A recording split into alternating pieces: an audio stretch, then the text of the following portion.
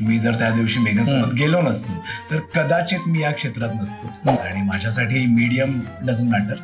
माझा आणि प्रेक्षकांचं जे बॉन्ड आहे ते स्ट्रॉंग होणं गरजेचं आहे. म्हणजे येस ऑफकोर्स काम महत्वाचं आहे, कामावर जाणं महत्वाचं आहे, पैसे कमवणं खूप गरजेचं आहे, पण त्यानंतर कुठली महत्वाची गोष्ट आहे तर ती म्हणजे फॅमिली. म्हणजे तुम्हाला माझ्या या सगळ्या गोष्टीवरून कळलंच असेल की I am a very family man. असं बरेचदा मला माझे को ऍक्टर म्हणतात की तू खूप बोरिंग आहेस. मला ते नाही आवडत आहे. नाचायचे पैसे घेतो मी. तो जो फोटो आहे दत्तगुरूंचा तो बऱ्याच लोकांनी त्यांच्या देवारात सुद्धा लावलेला आहे. आणि आय एम सो ओव्हरवेल्म्ड. मला म्हणजे कळत नाही कसं रिॲक्ट करायचं या गोष्टीवर, पण माझा फोटो लोकांच्या देवारात लागलेला आहे.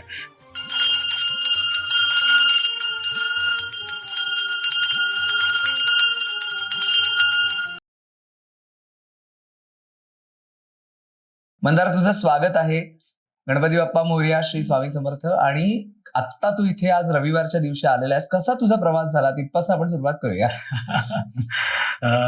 सर्वप्रथम थँक्यू तुम्ही मला इथे बोलवलं. आणि खरं आहे म्हणजे बऱ्याच वर्षांपासून आपण भेटूया प्लॅन करत होतो, पण भेट होत नव्हती. सो आज फायनली आपण भेटलोय आणि मला खूप आनंद होतोय. मी इथे तुमच्या समोर बसलोय आणि आज आपण प्रेक्षकांशी चर्चा करतो, संवाद साधतोय. मंदार, आत्ताचा तू प्रवासाचं सांगितलंस, पण तुला मी असा एक प्रश्न विचारतो की आपली पहिली भेट तुला आठवते का आता इथे? अजिबात नाही. आणि खूप वर्ष झाली आहेत. आणि आय रिमेंबर आपण गेली बरेच वर्ष फोनवर बोलतोय. तुम्ही माझे बरेच इंटरव्ह्यूज घेतले जे पेपरात छापून आले आहेत. आणि थँक्स टू यू मी प्रेक्षकांपर्यंत पोहोचतो न्यूजपेपर थ्रू. सो त्यासाठी थँक्यू. पण आपली पहिली भेट कधी झालेली मला अजिबात आठवत नाहीये. Don't get me wrong about it. I think माझा भाऊ मेघन सुद्धा सोबत होता आणि तेव्हा आपण भेटलेलो, पण ते कुठे कधी मला अजिबात. मी सांगू का? हो प्लीज. आधार स्तंभ नावाचा चित्रपट होता आणि तेव्हा एक कॉलम होता पेपरामधला की ऑन द सेट व्हिजिट म्हणून. तर त्या सेट व्हिजिट साठी मी आलो होतो आणि मला वाटतं मेघन त्या पिक्चर मध्ये होता का तू त्या पिक्चर मध्ये होता मला नाही आठवत आहे. मेघन होता, पण तू तिथे होतास. हो. मी मेघन चाइल्ड ऍक्टर होता आणि मी कायम त्याच्या सोबत असायचो, त्याचा गार्डियन म्हणून. अच्छा. पण त्यावेळेला म्हणजे तू आधी मेघन बरोबर जेव्हा सेटवर गेला होतास तेव्हा ते काम केलं नव्हतंस का त्यावेळेला, म्हणजे त्या पिक्चर मध्ये?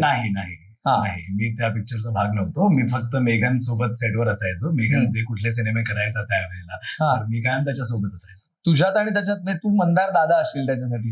हो, म्हणजे आमच्या दोघांमध्ये 4.5 वर्षांचा फरक आहे. बॉन्डिंग खूप तुमचं आहे चांगलं. ते सगळी इंडस्ट्री आम्ही खूप घट्ट मित्र आहोत. भाऊ नंतर, पण आधी आम्ही खूप छान मित्र आहोत. मुळात बघ, आज आपल्या इंटरव्ह्यूला दक्षिण मुंबईमध्ये तू आलेला आहेस, पण या दक्षिण मुंबईचं वातावरण तुला काही नवीन नाही, कारण तुझं बालपणच या दक्षिण मुंबईत गेले. तर बालपणाविषयी सांग ना आम्हाला की दक्षिण मुंबईत तू कुठे राहतास? सोबो बॉय. खरं आहे. म्हणजे दक्षिण मुंबई, साऊथ मुंबई हे म्हणजे घर आहे माझं. मी लहानाचा मोठा इथे झालोय. माझा जन्म हा दादरचा. दादरमध्ये मी शारदाश्रम विद्या मंदिर शाळेत शिकायला होतो. आमच्या घरात सगळ्यांचंच म्हणजे आई बाबांचं मराठीवर खूप प्रेम, तर त्यांनी मला मराठी मीडियम शाळेत घालायचं म्हणून त्या शाळेत माझा दाखला केला आणि आय एम व्हेरी हॅपी मी त्या शाळेचा विद्यार्थी. तू शारदाश्रमच्या मराठी माध्यमाचा विद्यार्थी? मराठी माध्यमाचा. बरं. आणि मेघन पण मराठी माध्यम. अरे वा, म्हणजे ही तर खूप चांगली गोष्ट आहे. तर त्याला जोडून एक सहज प्रश्न मनात आला की सध्या बघ मराठी सिनेमा क्रांतीज्योती विद्यालय मराठी माध्यम, मुळात मराठी माध्यमाच्या शाळा बंद पडत आहे आणि त्याला कुठेतरी मराठी माणूस जबाबदार आहे. आणि अशा वेळेला तू आता आम्हाला सांगितलंस की तू मराठी माध्यमात होतास, तुझ्या आईबाबांचं मराठी भाषेत प्रेम आहे, तर मला त्या मराठी भाषेविषयीचं आणि तुझं जे नातं आहे ना ते आपण बोलूया त्याच्याबद्दल. नक्कीच. सो मी जसं सांगत होतो, मी दादरचा जन्म आणि मी शारदाश्रम मध्ये होतो.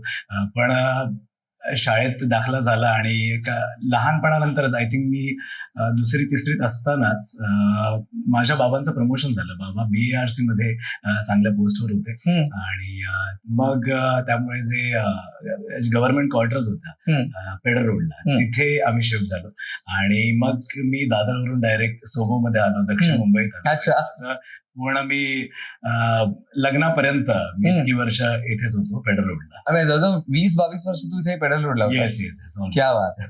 पण माझा मित्र परिवार, माझे सगळे मित्र आणि मग हँगआउट स्पॉट हे सगळे जवळपासच गिरगाव किंवा. कुठे हँगआउट कुठे करत होतास? आम्ही चौपाटीला जायचो मित्रांसोबत. गिरगाव चौपाटीला जायचो. हिंदीच्या कॉलेजकडे आम्ही खायला होतो, खाऊ गल्ली तिथे खायचो. सो मजा होती. आणि साऊथ मुंबईला मिस करतो मी, दक्षिण मुंबईला Yes. मिस करतो. आता मी मालाडला शिफ्ट झालोय लग्नानंतर. पण मला जेव्हा कधी मला वेळ मिळतो, मला एक दिवस सुट्टी असते, तेव्हा मी माझ्या मुलांना घेऊन मी दक्षिण मुंबईत येतो. त्यांना माझ्या लहानपणीच्या ज्या आठवणी आहेत त्या सगळ्या त्यांना दाखवतो. ज्या ज्या स्पॉटवर मी खायचो, टाइमपास करायचो, ते सगळं मी त्यांना दाखवतो. चर्चगेटला घेऊन जातो, बीटला घेऊन जातो, त्यांना घेऊन जातो. सो इकडचं नातं जे आहे ते न तुटण्यासारखं. मी सांगितलं ना, मी जरी आता नॉर्थ मुंबईमध्ये राहिला असलो तरी हे माझं घर, दक्षिण मुंबई घर. पण मग आता जेव्हा तू इथे येत होतास तेव्हा त्या सगळ्या आठवणी जागा झाल्या असतील, कारण इथे शास्त्रलमध्ये तू आलास तर त्या वाटेवरनं येताना सगळं ते पेडल रोड आणि तो परिसर हे आठवलं असेल तुला सगळं. नक्कीच. आता फक्त रस्ते बदललेत आणि खूप छान झालेत. आणि आता सी लिंकला येताना इतकी मजा येते. पण त्यावेळेला हे सगळं नव्हतं. त्यावेळेला आय रिमेंबर मी बसने ट्रॅव्हल करायचो, शाळेत जायचो आणि कमाल मजा होती. दक्षिण मुंबई मला अजूनही असं वाटतं की काही वर्षानंतर इथेच परत शिफ्ट व्हावं. खरं. अरे वा, क्या बात आहे. बरं, शारदाश्रम मराठी माध्यमाचा तू विद्यार्थी, मग शाळेमध्ये तू पहिल्या बाकावरचा विद्यार्थी होतास का शेवटच्या बाकावरचा? मी खरं सांगू का, आणि डोंट जज मी अजिबात स्टुडियस नव्हतो. अजिबात माझा अभ्यासात इंटरेस्ट नव्हता. मला मैदानी खेळ खूप आवडायचे. बरं. पण त्याच्यात पण मी असं काही एक्सलेंट असं काही करू शकलो नाही. I don't know Y.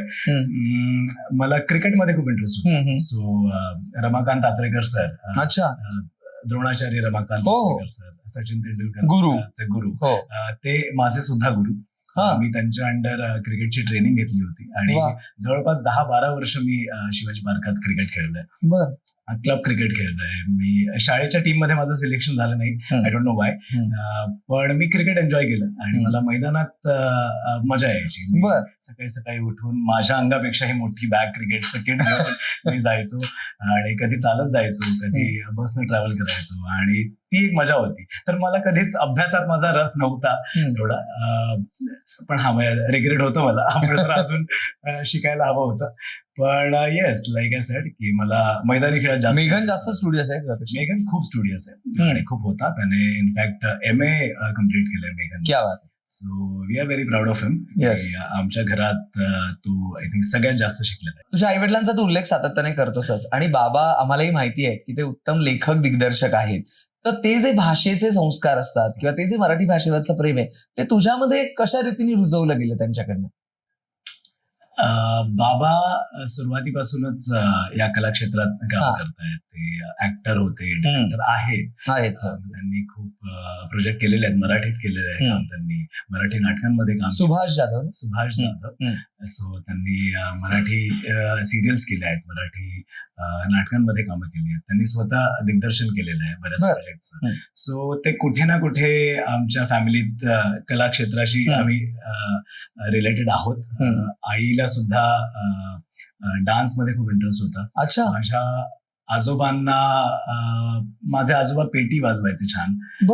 Even though ते रेल्वे पोलीस मध्ये होते, पण त्यांना पेटीचा खूप त्यांना आवड होती पेटी वाजवण्याचा. सो कुठे ना कुठे आय थिंक आमच्या घरात, आमच्या रक्तात ते आहे. पण मराठी भाषेबद्दल सांगितलं तर we are very proud. We are Maharashtrian आणि आम्ही मराठीत शिक्षण कम्प्लीट केलं. शारदाश्रमचे आम्ही विद्यार्थी.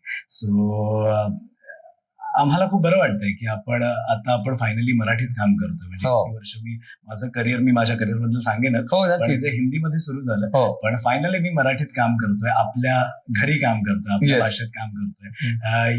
ही फिलिंग खूप छान आहे. मला खूप आनंद होतोय या गोष्टीचा. वाचन किती करायचं शाळेत असताना? अजिबात नाही. पण मग शाळेत असताना तू क्रिकेटमध्ये होतास? मी खरं सांगू का, मी काठावर पास होणारा विद्यार्थी होतो. मी तेवढाच अभ्यास करायचो जेवढे पास होण्यासाठी जेवढे मार्क हवे. माहित नाही, माझा कल फारसा अभ्यासात नव्हता, खेळांमध्ये माझा इंटरेस्ट नव्हता अभ्यासात फारसा, आणि फारसं काही मला कळायचं सुद्धा नाही. मला गणितात खूप इंटरेस्ट, मला गणित थोडं इंटरेस्टिंग वाटायचं, नंबर आणि कॅल्क्युलेशन. पण माझा अभ्यासात फारसा कल नव्हता. आवडता विषय? नावडता सायन्स. पण शाळेमध्ये असं कधी जी मस्ती केली असेल किंवा त्याच्याबद्दल कधी तुला शिक्षा झाली असेल किंवा ओरडले असतील बाई, असं काही आठवतंय का? बऱ्याच वेळा.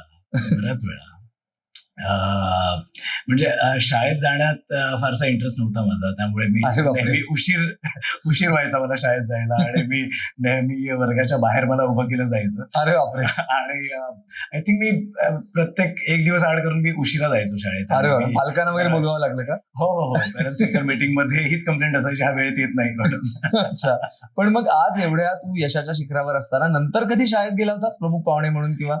हो, मी गेलेलो, आणि आता शाळा बदलली होती, आणि मी या सगळ्या आठवणी माझ्या सांगितल्या.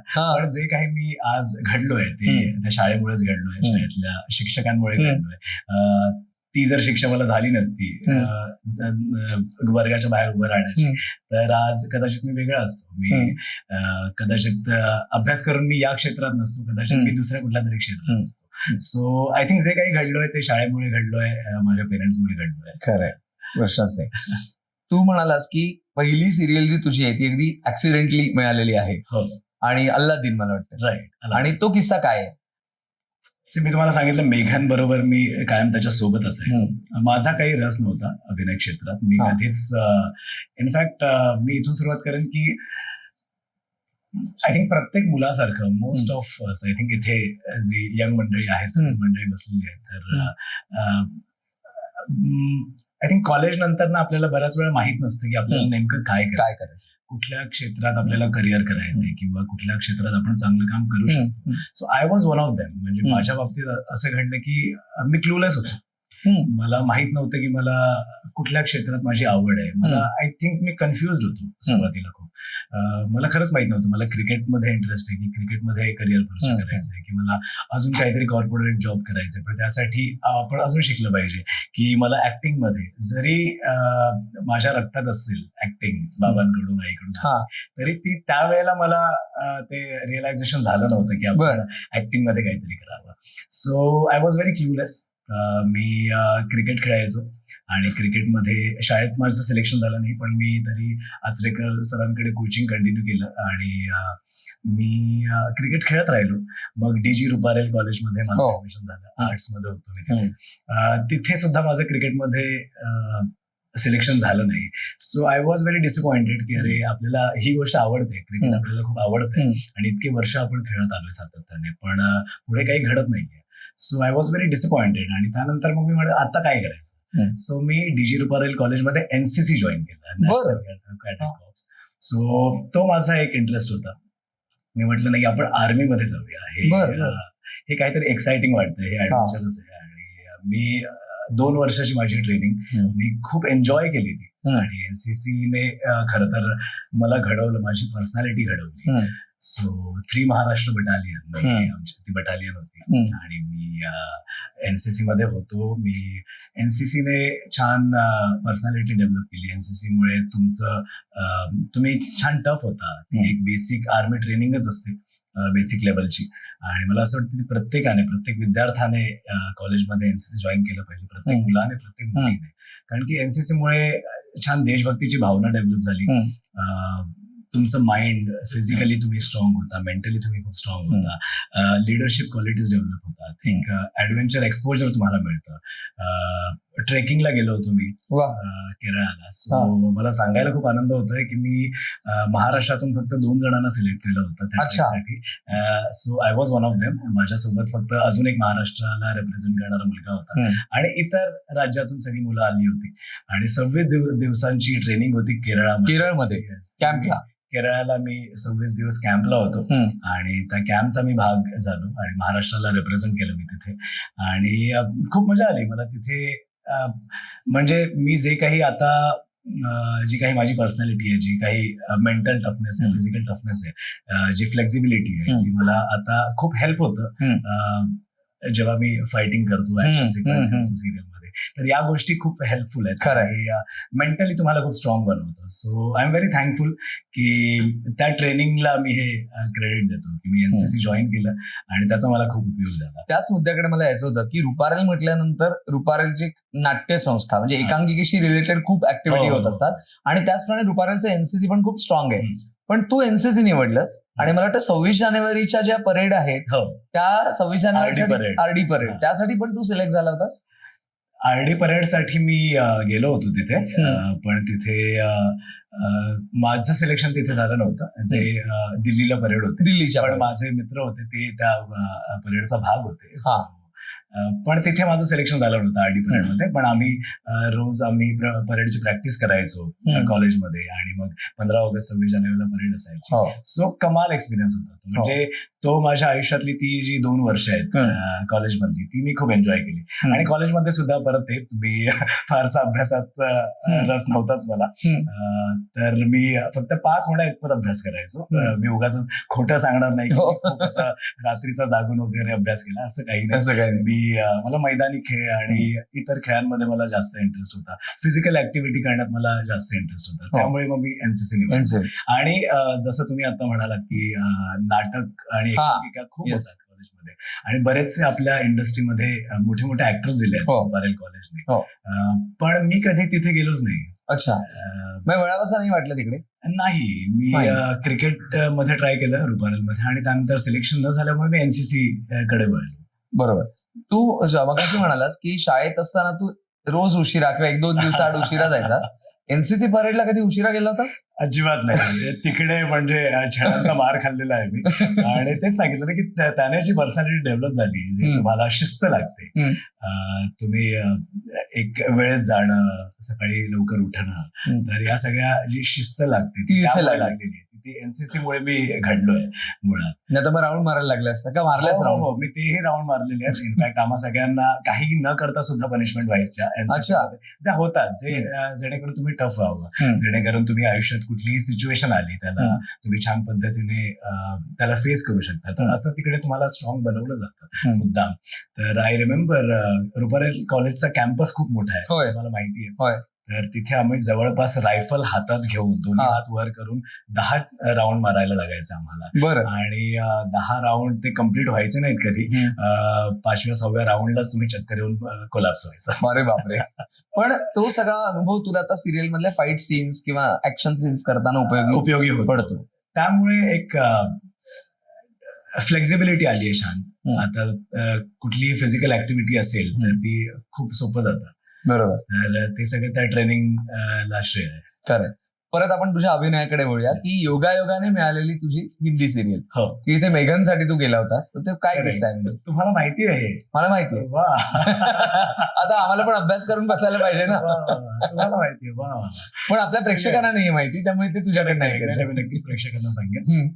सो लाईक आय सेड की मी मेघन सोबत असायचो. मेघनचं जे कुठलं काम असेल तर आई बाबा सोडायचे मेघनला सकाळी सेटवर, आणि मी त्याच्यासोबत मग दिवसभर असायचो. मग बाबा कामावर जायचे, आई घरी यायची परत, आणि मी तिथे शूटिंग बघत असायचो. म्हणजे अजून काही मला काम नव्हतं तेव्हा. कधी कधी कॉलेज बंक व्हायचं, तर कॉलेज, आणि मी खुश होतो की कॉलेज बंक झालेलं आहे, आपण कुठेतरी बाहेर आहोत, आपण शूटिंग सेटवर आहोत. आणि शूटिंग सेटवर मी फक्त तिथे बऱ्याच गोष्टी नोटीस करायचो की हे वातावरण कसं आहे, इथे कसं काम केलं जातं, डिरेक्टर कसं डिरेक्शन करतोय, किंवा कॅमेरा कसा लागला जातोय, लाइटिंग कशी होते, डान्स सिक्वेन्स असेल तर कोरिओग्राफर्स कसे सगळे इन्स्ट्रक्शन देत आहेत. तर बरंच हे शूटिंगच्या वातावरणात मी बरीच वर्ष काढली आहेत थँक्स टू मेघन. सो मेघनने ऍज अ चाइल्ड ऍक्टर म्हणून काम केलंय, आणि इतकी वर्ष मी शूटिंगच्या वातावरणात होतो. मला असं कधीही वाटलं नाही की आपण सुद्धा या क्षेत्राचा भाग व्हावा, किंवा आपण सुद्धा कॅमेरा समोर जाऊन. असं नाही वाटलं? तिकडे जाऊन सुद्धा नाही वाटलं? असं कधीच वाटलं नाही. माहित नाही का, कारण की मी कदाचित विचार सुद्धा केला नव्हता की मला काय करायचं. I was just there. म्हणजे मी फक्त होतो, मी माझ्या भावासोबत आहे तिथे, आणि कदाचित नशिबात काहीतरी वेगळं लिहिलं असेल. सो असंच मेघन सोबत शूटिंगला जाऊन बऱ्याच गोष्टी तिथे मी शिकलो, पण प्रॅक्टिकली कधी करण्याचा तो चान्स आला नाही. आणि असंच एके दिवस मी मेघन सोबत गेलो होतो एका ऑडिशनला, आणि मी त्या सिरियलचं नाव होतं अलादीन. हिंदी सिरियल होती झी टीव्ही साठी, आणि मेघन सोबत मी होतो. तर त्यांना मेघन खूप लहान वाटला त्या कॅरेक्टरसाठी, आणि त्यांनी मला विचारलं की तुम्ही इथे ऑडिशनसाठी आहात का? मी म्हटलं नाही, मी माझ्या भावासोबत आलोय, त्याला घेऊन आलोय. तर त्यांना तिकडे क्रिएटिव्ह होत्या, एक लेडी होत्या, त्यांनी मला विचारलं की तू खूप सुटेबल वाटतोयस या रोलसाठी, तू ऑडिशन देशील का? तर म्हटलं हा, आय डोंट माइंड, ट्राय करूया. म्हणजे मी त्यांना असं म्हणालं नाही, माझ्या डोक्यात असं चालू होतं. यांनी मला विचारलं, चल देऊन बघूया आपण ऑडिशन, बघूया हा. काय होतं. आणि ती माझी पहिली ऑडिशन होती. मेघनला बघायचो मी, तो कसा ऍक्टिंग करतोय किंवा इतर कलाकारांना बघायचो की कसे ऍक्टिंग करतायत, कसे ते प्रिपेअर करतायत, कसे ते सीन बनवतायत, कसं ते कॅरेक्टरमध्ये जातायत. तर त्या सगळ्याचा फायदा कदाचित मला त्या ऑडिशन मध्ये झाला. त्यांनी मला एक स्क्रिप्ट दिली आणि त्या स्क्रिप्टमध्ये बऱ्यापैकी छान डायलॉग्स होते. मी माझा वेळ घेतला, मी ते पाठांतर केलं आणि जेव्हा मी ते डिलिव्हर केलं तेव्हा त्यांना खूप आवडलं आणि त्यांनी लगेच संध्याकाळी मला सांगितलं की आम्ही तुला फायनल करतोय या रोज. बरं. सो असं हे ऍक्सिडेंटली घडलेलं सगळं प्रकरण आहे आणि ऍक्सिडेंटली मला ती सिरियल मिळाली. मी जर त्या दिवशी मेघनसोबत गेलो नसतो तर कदाचित मी या क्षेत्रात नसतो, कदाचित मी काहीतरी वेगळं काम करत असतो. पण ती सिरियल मला मिळाली आणि 2-3 दिवसातच मी त्या सिरियलच्या शूटिंगसाठी बडोद्याला गेलो गुजरातमध्ये आणि तिथून माझा हा ऍक्टिंगचा प्रवास. तेव्हा तू कॉलेजला होतास? तेव्हा मी कॉलेजला होतो. मी 13वीला जस्ट गेलेलो आणि कॉलेज सुद्धा मग मी आणि बाबांनी विचार नाही केला की ठीक आहे, तुला हे काम मिळालंय आणि जर तुझा इंटरेस्ट आहे, तुला वाटतं की तुला हे करायचंय, तर लेट्स गो अहेड. त्यांनी कधी आमच्यावर अशी सक्ती नाही केली की तू हे कर, आधी शिक्षण पूर्ण कर. त्यांनी आम्हा दोन्ही भावांना हे स्वातंत्र्य आधीपासूनच दिलेलं की तुम्ही निवडा तुम्हाला काय काम करायचंय. सो कधी त्यांनी असं कुठल्याही गोष्टीचं प्रेशर दिलं नव्हतं, अभ्यासाचंही नव्हतं, करिअर निवडण्याचंही नव्हतं. सो माझी सुरुवात झाली अलादीन पासून. मी जे तेव्हापासून जे ऍक्टर म्हणजे ऍज अ प्रोफेशनल ऍक्टर काम करतोय ते आजपर्यंत मी करतोय. हो, त्या मुद्द्यांकडे आपण येणारच आहोत. पण कॉलेजच्या काही आठवणींमध्ये परत तुला थोडासा फ्लॅशबॅक मध्ये नेतो की तू एनसीसी कॅडेट होतास आणि एनसीसी एक पर्सनॅलिटी वेगळी असते. तर रोज किंग वगैरे असं कधी झाला होतास किंवा कुठल्या मुलींनी तेव्हा प्रपोज वगैरे केलं होतं? की ते मोबाईल नव्हते तेव्हा? कारण सिक्रेट शेअर करू शकतोस. तोच विचार करतो सांगू की नको सांगू. Your call. नाही असं काही लपवण्यासारखं काही नाही. कॉलेजचं वयच तसं असतं. मलाही काही मुली आवडायच्या त्यावेळेला, काही नाही म्हणजे एकच आवडायची. नाही, पण मी तिला कधीच माझ्या भावना सांगितलं नाही. बरं. कॉलेजमध्ये असतं नाही आणि रोज किंग वगैरे नाही, असं नाही. आमचा मुलांचा ग्रुप होता आणि मुली होत्या ग्रुपमध्ये, मैत्रिणी अजून सुद्धा आहेत. पण नाही असं कुठल्याही मुलीला जाऊन प्रपोज करणं किंवा गुलाबाचं फुल देणं असं मी कधीच केलं नाही. जेव्हा तू सिरियल मध्ये आलास त्याच्यात जेव्हा मुलींना कळलं असेल की अरे याचं लग्न झालंय, याला एक मुलगा आहे, तर असा कोणाचा हार्ट ब्रेक वगैरे झालाय का की तुझे इन्स्टावरचे फोटो बघून, का नेहमी फॅमिली ओरिएंटेड फोटो तुझे असतात, तर ते बघून कोणाचा हार्ट ब्रेक झालाय किंवा तुला रक्तानीच पत्र लिहिलंय वगैरे असं काही झालंय? नक्कीच झालं असेल. असं कोणी डायरेक्ट नाही, मला मेसेजेस बरेच येतात की म्हणजे कॉलेजमध्ये असताना ज्या गोष्टी घडल्या नाहीत त्या आता घडतायत. की काही बऱ्याच मुलींना माहित नव्हतं की माझं लग्न झालंय जेव्हा मी मराठीत काम करायला लागलो आणि या मराठी इंडस्ट्रीत काम करण्यापूर्वीच माझं लग्न झालेलं. तर बऱ्याच मराठी मुलींना माहित नव्हतं की माझं लग्न झालंय. तर त्यांनी मला बरेच मेसेजेस वगैरे सुद्धा केले की तुझ्याबद्दल सांग, आम्हाला तुला भेटायचंय, आम्हाला तुझ्याशी लग्न करायचं, असे प्रपोजल आलेले आहेत. पण मी त्यांना सांगितलंय sorry, I am already taken. खरं. मंदार, कॉलेजच्या आठवणीत रमून झालं, आपण अल्लादीनच्या प्रवासापर्यंत आलो. मराठी मालिकांमध्ये पण तू स्वतःचं एक स्थान निर्माण केलंस, तर त्या मालिकांबद्दल आपल्याला बोलायचंय. पण आता तुझी अगदी गाजलेली सिरियल कोण होतीस तू, काय झालीस तू, तर ती आता अचानकपणे थांबली म्हणजे. तर तेव्हा आम्हाला सगळ्यांना असं वाटलं की तू कुठल्या तरी मोठ्या रियालिटी शो मध्ये चाललायस. असं मला रियालिटी शोचं नाव नाही सांगायचं, पण असं काही होतं का की रियालिटी शो मध्ये तुला जायचं होतं किंवा असं काही? आम्हाला सगळ्यांनी अंदाज व्यक्त केले की कंटेस्टंट म्हणून तू अमुक अमुक शो मध्ये जाणार असशील.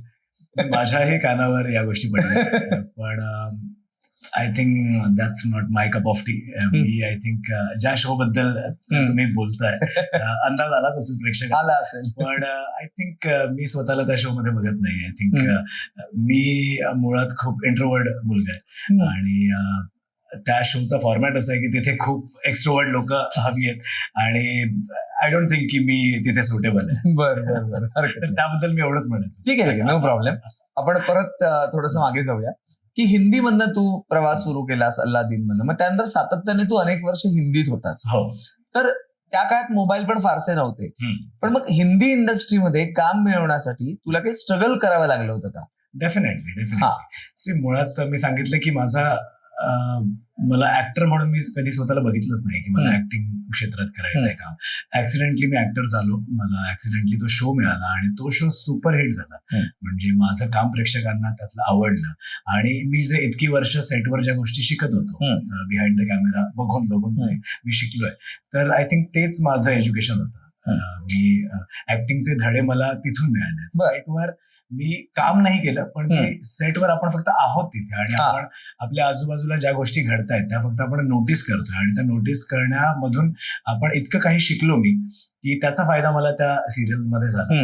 आणि बाबांनी ऑफकोर्स मला अभिनयाचे धडे दिलेत खूप. आय रिमेंबर, मी थोडासा विषय बदलतोय, पण आय रिमेंबर शूटिंगला जायच्या आधी जेव्हा मी कॉन्ट्रॅक्ट वगैरे साईन केलं त्याच्यासाठी आणि जायच्या 2 दिवस आधी बाबांनी माझं एक छोटंसं वर्कशॉप घेतलं होतं आणि बाबांनी मला खूप बेसिक नॉलेज दिलं. बाबांनी म्हणाले की तू आता तुला माहिती आहे काय करायचं कसं करायचं, तू मेघनला बघतोयस, पण छोट्या काही टिप्स दिल्या कॅरेक्टर बद्दल, कसं उभं कसं राहायचं मुळात, इथून सुरुवात होती. तर बाबांनी मला बऱ्याच टिप्स दिल्या.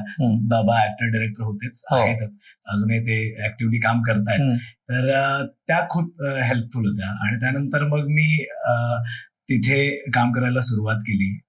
तिथे ऍक्शन केलं, रोमॅन्स केला, ड्रामा, म्हणजे सगळ्या गोष्टी ज्या एका ऍक्टरला घडवतात, सगळ्या गोष्टींची आय थिंक मी म्हणेन की ट्रेनिंग तिकडे झाली त्या शो. आणि मग तिथेच मी हॉर्स रायडिंग सुद्धा शिकलो. अच्छा. तिथेच मी फायटिंग कशी करायची ते सुद्धा शिकलो. हिंदीच्या सेटवर, हिंदी सेटवर मालिकेत हॉर्स रायडिंग शिकलो, फायटिंग शिकलो, स्वॉर्ड फायटिंग, तलवारबाजी तिकडे शिकलो. अच्छा.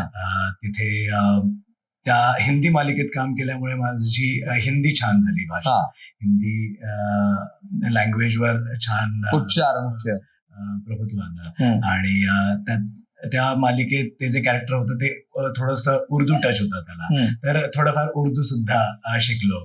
सो त्या मालिकेमुळे एक हिरो कसा असावा किंवा जे हिरोइझम आहे ते माझ्यातला जो इतकी वर्ष मी म्हणेन जो एक दडलेला एक ऍक्टर होता तो बाहेर आला, जो मला स्वतःला माहित नव्हतं की आपण हे काम करू शकतो. त्या मालिकेत सातत्याने 2-2.5 वर्ष काम केल्यामुळे माझ्या आतला एक ऍक्टर बाहेर आला, एक हिरो बाहेर आला आणि जो प्रेक्षकांना आवडला आणि प्रेक्षकांनी भरभरून प्रेम दिलं. म्हणजे हिंदी ऑडियन्स कडून सुद्धा मला भरपूर प्रेम मिळालं आणि अख्ख्या जगभर ती मालिका दाखवली गेली, अजूनही दाखवली जाते रिपीट टेलिकास्ट. अल्लादीन अजूनही, कारण की झी नेटवर्क एवढा मोठा आहे, अजूनही आत्ताची जी लहान मुलं आहेत ती मला फोन करून किंवा ती मला मेसेज करून सांगतात की तुमची मालिका बघतोय, त्यांना खूप आवडते. सो म्हणजे आपलं काम लोकांपर्यंत पोहोचतंय, तर या गोष्टीचा आनंद वेगळाच आहे. आणि एका ऍक्टरला तीच हवंय की आपण जे काम करतोय ते लोकांपर्यंत पोहोचलं पाहिजे. सो येस, ती मालिका 2-2.5 वर्ष चालली आणि तिथून माझं करिअर सिरियसली घेतलं. नाही, आता हे काम आपल्याला आवडतंय आणि जे इतकी वर्ष आपल्याला माहित नव्हतं आपल्याला काय करायचं, ते हेच काम आहे. आपल्याला एक ऍक्टर म्हणूनच आपल्याला कॅमेरा समोर काम करायचं आणि हेच करिअर परस्यू करायचं आहे. भले आपल्याला पहिली मालिका ऍक्सिडेंटली मिळाली असेल, देवाच्या कृपाने मिळाली असेल, पण यापुढे आता आपल्याला मेहनत करावी लागेल पुढचं काम मिळवण्यासाठी. सो माझा खरा स्ट्रगल सुरू झाला, जे स्ट्रगल आपण म्हणतो की मेहनत काही म्हणू, पण ती जी जर्नी सुरू झाली ती अलादीन मालिका संपल्यानंतर. अच्छा. मालिका मला मिळाली, मी काम केलं आणि बऱ्यापैकी फेमस झालो, पण आता पुढे काय आता पुढचं काम मिळवण्यासाठी जी मेहनत सुरू झाली माझी ती जवळपास 2-2.5-3 वर्ष लागली मला पुढचं काम मिळवण्यासाठी. मध्ये एवढा गॅप गेला? हो, कारण की बऱ्याच वेळेला तुम्हाला माहित नसतं की आता पुढचं काम कसं मिळवायचं, आपल्याला स्वतःमध्ये काहीतरी बदल करावे लागतील का, किंवा आपण त्या मालिकेतून ते जे सक्सेस मिळालंय तुम्हाला त्या सक्सेस मध्ये असतो आणि आपल्याला वाटतं ठीक आहे आता एक मालिका संपली, आता दुसरं काम लगेच मिळेल. जसं इथून मी मुंबईला जाईन तेव्हा मालिकांची लाईन लागलेली असते, पण असं काही घडलं नाही. मला बराच वेळ थांबावं लागलं आणि की पुन्हा तो जो मेंटल स्ट्रगल होता हा. की आपल्याला क्रिकेट खेळायचं होतं, पण क्रिकेटमध्ये आपलं सिलेक्शन झालं नाही, शाळेच्या टीम मध्ये सिलेक्शन झालं नाही, कॉलेजमध्ये आपलं सिलेक्शन झालं नाही, आपण एनसीसीत गेलो, तिथे आपल्याला वाटलं आपण आर्मी परस्यू करू, आपण तो इंटरेस्ट होता, पण ते घडलं नाही. आता आपण अभिनय क्षेत्रात आलोय आणि आपण आपल्या कामाला सिरियसली घेतलंय आणि आपण करू शकतोय, आपण ऑलरेडी डिलिव्हर केलंय, आपण 2.5 वर्ष एक मालिका स्वतःच्या खांद्यावर उचलून आपण चालवली. पण आता पुढे आपल्याला काम मिळत नाहीये, तर हा जो मेंटल स्ट्रगल होता ना, तो खूप टफ होता. आणि आपण आता गेल्या काही वर्षात एक टर्म आलाय डिप्रेशन. त्यावेळेला असं काहीच माहिती नव्हतं की हा जो मेंटल स्ट्रगल चालू आहे, जे आपण फील करतोय, काही गोष्टी आपल्याला पाहिजे तशा वर्कआउट होत नाही, त्यामुळे जे आपलं खच्चीकरण होतं, आता त्याला नाव आलंय डिप्रेशन. त्यावेळेला माहित नव्हतं हे काय होतं आपल्यासोबत. सो मेंटल स्ट्रगल खूप होता. पैसे कमावण्यासाठी स्ट्रगल नव्हता, कारण की बाबा बीआरसी मध्ये होते, जॉब होता बाबांचा, बाबा नोकरी करत होते आणि बाबांनी कधीच असं सांगितलं नाही की तुम्हाला पैसे कमवायचे नाही, तुम्हाला पैशांसाठी काम करायचंय. पण आता तुम्ही जर करिअर मध्ये उतरला आहात आणि आता तुम्हाला तुमचं वय झालंय, पैसे कमवायचं, तर तुम्हाला त्या गोष्टी करणं गरजेचं आहे. सो मी स्वतःमध्ये बदल केले. 2-2.5 वर्षात मी स्वतःची पर्सनॅलिटी डेव्हलप केली. ग्रूमिंग? येस, ग्रूमिंग म्हणा स्वतःला. जर आपल्याला एक हिरो म्हणून आपल्याला जर कॅमेरा समोर वावरायचंय, तर हिरो सहजासहजी बनता येत नाही. बरोबर, आधी फील करावं लागतं, yes you are hero, you can do it. मग त्यासाठी लागणाऱ्या ज्या गोष्टी आहेत त्या सगळ्या कराव्या लागतात. तुम्हाला तुमची पर्सनॅलिटी छान डेव्हलप करायला लागते, तुम्हाला एक्सरसाइज करणं गरजेचं आहे, तुम्हाला कॅमेरासमोर छान दिसणं गरजेचं आहे, ऍट द सेम टाइम तुम्हाला छान ऍक्टिंग करणं गरजेचं आहे. कुठे जर तुम्ही ऑडिशनला गेलात तर त्या ऑडिशन छान पद्धतीने क्रॅक करणं गरजेचं आहे.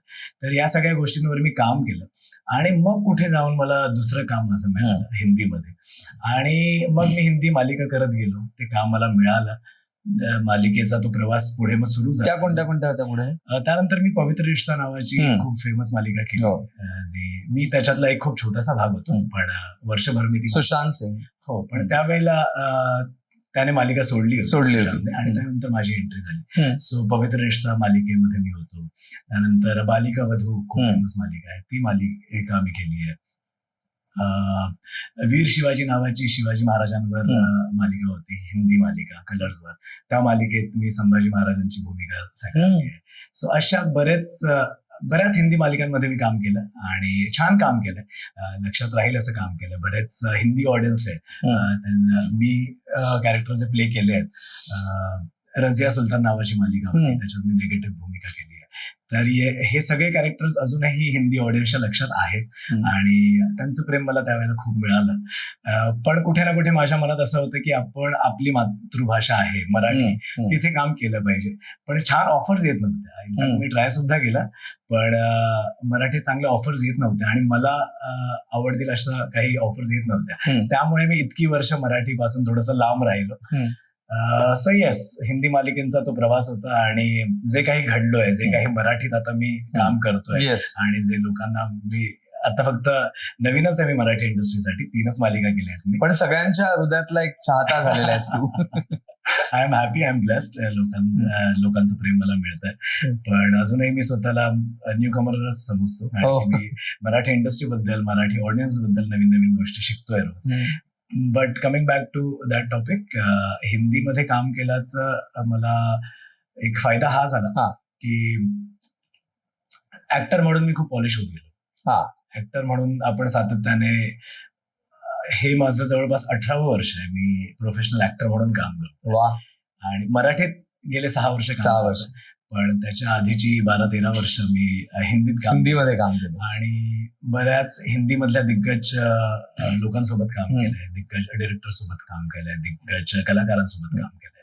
सो त्याचा फायदा कुठे ना कुठे आता मला होतोय आणि हिंदीतला तो जो कॉन्फिडन्स आहे, तो कॉन्फिडन्स मग तुम्ही त्या जयदीप मध्ये बघाल, गुरुदेव दत्त नावाची माझी मराठी मालिका होती पहिली, त्या कॅरेक्टर मध्ये बघाल, किंवा मी जे काही कॅरेक्टर आता मराठीत काम करतो, तर तो जो कॉन्फिडन्स आहे तो त्या हिंदी मालिकेमधून काम केल्यामुळे येतोय. असे वेशभूषा, रंगभूषा सगळंच एकंदरीत, उच्चार असतील. तर आता मागे वळून बघताना आणि तू साकारलेले संभाजी महाराज जे आहेत त्याबद्दलची आठवण सांग ना आम्हाला. आणि वीर शिवाजीच्या खूप छान छान आठवणी आहेत. हा. मुळात म्हणजे ऐतिहासिक मालिका आणि त्यात आपल्या सगळ्यांचे प्रिय शिवाजी महाराज, संभाजी महाराज यांच्यावरती मालिका होती आणि मी, मिलिंद गुणाजी सर, अच्छा, हो, आम्ही एकत्र त्या मालिकेत, ते शहाजी महाराजांच्या भूमिकेत होते. सो अनुभव कमाल होता आणि येस, त्यावेळेला अभ्यास करावा लागला त्या भूमिकेचा आणि खूप मजा आली. बरंच काही महाराजांबद्दल जाणून घेता आलं. थोडंफार त्याबद्दल वाचन सुद्धा केलं. जरी पुस्तकांमध्ये मला फारसा रस नसला तरी त्या भूमिकेसाठी करावं लागलं, भूमिकेसाठी आपल्याला करावं लागलं आणि खूप मजा सुद्धा आली. आणि महाराजांबद्दल त्या कॅरेक्टरचे वेगवेगळ्या शेड्स तुम्हाला समजून घेता आल्या त्या अभ्यासामुळे. आणि ते कॅरेक्टर खूप कमाल आहे. म्हणजे आता तुम्ही विषय काढला जो लोकांना इतका आवडतोय का, कारण की संभाजी महाराज हे आपले आहेत, बरोबर महाराज आहेत आणि आपले जीव की प्राण. So I am very happy, I am very blessed की मला सुद्धा हा चान्स मिळालाय. जरी हिंदी मालिका असली तरी मी त्यात महाराजांची भूमिका साकारली आहे आणि ती भूमिका सुद्धा लोकांना आवडलेली त्यावेळेला. ही 2011ची गोष्ट आहे, वीर शिवाजी मालिका. फक्त हिंदी मालिकेत प्रॉब्लेम हा असतो की ते जास्त खोल जात नाहीत. ते जास्त खोल जात नाहीत म्हणजे जसं ज्या पद्धतीने की आपल्या मराठी इंडस्ट्रीत किंवा मराठी प्रोजेक्ट बनतात ऐतिहासिक, ते तेवढे खोल जात नाहीत. ते फक्त वरवरचं दाखवतात. अच्छा. त्यामुळे तुम्ही जेव्हा ते कॅरेक्टर प्ले करता तर तुमच्याकडे खूप कमी स्कोप असतो, खूप कमी चान्स मिळतात तुम्हाला त्या कॅरेक्टरचे खरे गुण दाखवण्याचे. डिटेलिंग थोडंसं कमी घडतं. आय थिंक मी सगळ्याच हिंदी मालिकांबद्दल असं नाही म्हणणार, पण त्या प्रोजेक्टशी रिलेटेड जी माणसं असतात त्यांचं हे काम आहे. एक ऍक्टर म्हणून आपण आपलं काम करतो, आपण ते कॅरेक्टर प्ले करतो. जे आपल्याला काम दिलं आपण तेवढंच करू शकतो आणि थोडेफार आपण त्याच्यात काही गोष्टी ऍड करू शकतो, पण आपण सरफेस लेवलला आपण फारसं काही बदलू शकत नाही. सो येस, पण आय एम व्हेरी हॅपी. ठीक आहे, मी एवढंच म्हणेन की माझा अनुभव तो खूप छान होता आणि संभाजी महाराजांची भूमिका मी सुद्धा साकारली आहे, त्याचा एक मला आनंद आहे. मला तो चान्स मिळाला. खरंय. तू अनेक प्रकारच्या मालिका हिंदीमध्ये केल्यास आणि त्यात तू मगाशी असंही म्हटलंस की ऍक्शन सिरियल केली आणि रोमांस पण केला. प्रत्यक्ष आयुष्यातला रोमांस सेटवर होऊन लग्न झालं का काय झालं? म्हणजे मला असं अभ्यास केलेला आहे आणि तुम्ही जो प्रश्न विचारलाय त्यातून मला अंदाज आलाय तुम्ही काय विचारलाय. बरोबर आहे. कशी जमली जोडी हे ऐकायचं. खऱ्या आयुष्यात रोमॅन्स हा सेटवरच सुरू झाला. सो मी सांगितलं ना, मी जे लहानपणापासून सेटवर जायला जेव्हापासून सुरुवात झाली ना, सगळ्या गोष्टी सेटवरच घडतायत माझ्या. म्हणजे हो, म्हणजे मी मितिकाबद्दल सांगेन. येस, मितिका माझ्या बायकोचं नाव आणि आमची भेट हिंदी मालिकेच्या सेटवर झाली. एजंट राघव नावाची एक हिंदी मालिका होती, त्याच्यात आम्ही दोघेही होतो आणि पहिल्यांदा मी मितिकाला बघितलं. ती माझ्या अपोजिटच होती, माझी बायकोच प्ले करत होती ती. आणि पहिल्यांदा जेव्हा मी मितिकाला बघितलं तेव्हा ती नवरीच्या गेटअप मध्ये होती. बरं. आणि तिला बघून मी एकदम ऑ मध्ये होते की वा, किती सुंदर नवरी. Love at first sight types. So 4 दिवसांचं ते शूटिंग होतं, पण त्या 4 दिवसात आम्ही जवळपास 4 वर्षांच्या गप्पा मारल्या. बरं. हो, म्हणजे आम्ही लगेच क्लिक झालो. आय थिंक ते काहीतरी एक म्हणतात ना किस्मत कनेक्शन, तशा टाईपचा तो सगळा विषय आहे की 4 दिवस आम्ही एकत्र शूट केलं आणि 4 दिवसात आम्ही छान मित्र झालो, आम्ही छान गप्पा मारल्या आणि शूटिंग संपल्यानंतर आम्ही रोज भेटायचो. सलग 10-15 दिवस आम्ही भेटायचो. आम्ही जसं आजकाल म्हणतात की डेट, तर ते आम्ही डेटवर जाणं सुरू केलं. तेव्हा असे काही शब्द नव्हते की तेव्हा फक्त फोन उचलला, चला भेटूया आपण आणि सोबत चहा पिऊया किंवा सोबत नाश्ता करूया, सोबत लंच करूया. तर तेव्हा डेट वगैरे असं काही नव्हतं.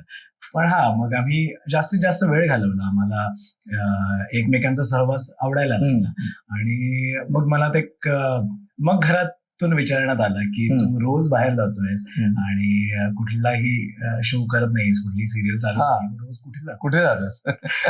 तर मी त्यांना सांगून टाकली. माझी मैत्रीण आहे मितिका, ती महाराष्ट्रीयन नाहीये, ती नॉर्थ इंडियन आहे आणि चांगली मैत्रीण आहे माझी आणि आम्ही लग्न करायचा विचार करतोय. बर, डायरेक्ट सांगून टाकलं. सांगेल आम्हाला आई थँक्स टू आई बाबा आम्हा दोन्ही भावांना ते स्वातंत्र्य त्यांनी आधीच दिलेलं आहे की आमचे आई बाबा म्हणजे ते फक्त आई बाबा नाहीये, ते आमचे मित्र सुद्धा आहे. तर लहानपणापासून त्यांनी तसंच आम्हाला वाढवलेलं आहे की जे काही असेल तुम्ही मित्रासारखं आपण बसून बोलू शकतो.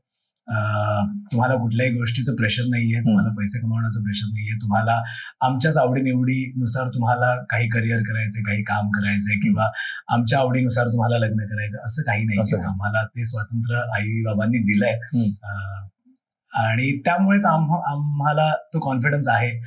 मितिकाविषयी मी आई बाबांना सांगू शकलो आणि जवळपास महिन्याभरातच म्हणजे मितिकाला मी एक 6 तारखेला भेटलेलो 6 जानेवारीला आणि 26 जानेवारीच्या दिवशी म्हणजे ऑलमोस्ट 20 दिवसात मितिका माझ्या घरी होती आणि आई बाबां लग्न झटमंगनी पाठबे आई बाबांची भेट घालून दिली मी आणि डायरेक्ट लग्नाचा विषय आम्ही. अच्छा. सो 20 दिवसातच हे सगळं झालं, चटमंगनी पटब्या. सो 20 दिवसात आई बाबा आणि मितिका भेटले. लगेच फेब्रुवारीमध्ये आमची एंगेजमेंट झाली आणि लगेच एप्रिलमध्ये आमचं लग्न झालं. सो मितिका भेटल्यापासून 4 महिन्यातच आम्ही लग्न केलं. चटमंगनी पटब्या असा हा आयुष्याचा डिसिजन पण ऍक्सिडेंटली मला ती भेटली लग्न झालं. लग्न कोणत्या पद्धतीने झालं? मराठमोळ्या संस्कारातनं झालं का नॉर्थ इंडियन? दोन्ही जातीने आम्ही लग्न केलं.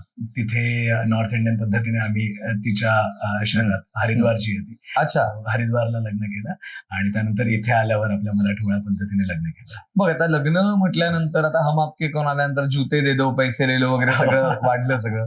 तर तुझ्या लग्नात पण असं काहीतरी गमतीदार घडलं असेल किंवा उत्तर भारतीय संस्कारातनं आपल्या मराठमोळ्या पद्धतीचं लग्न या दोन्ही संस्कारात दोन्ही विधी करताना म्हण किंवा हॉलमध्ये म्हण अशी काहीतरी गंमत तुझ्याकडे असणार नक्की. हो, गंमत खूप आहेत, किस्से खूप आहेत.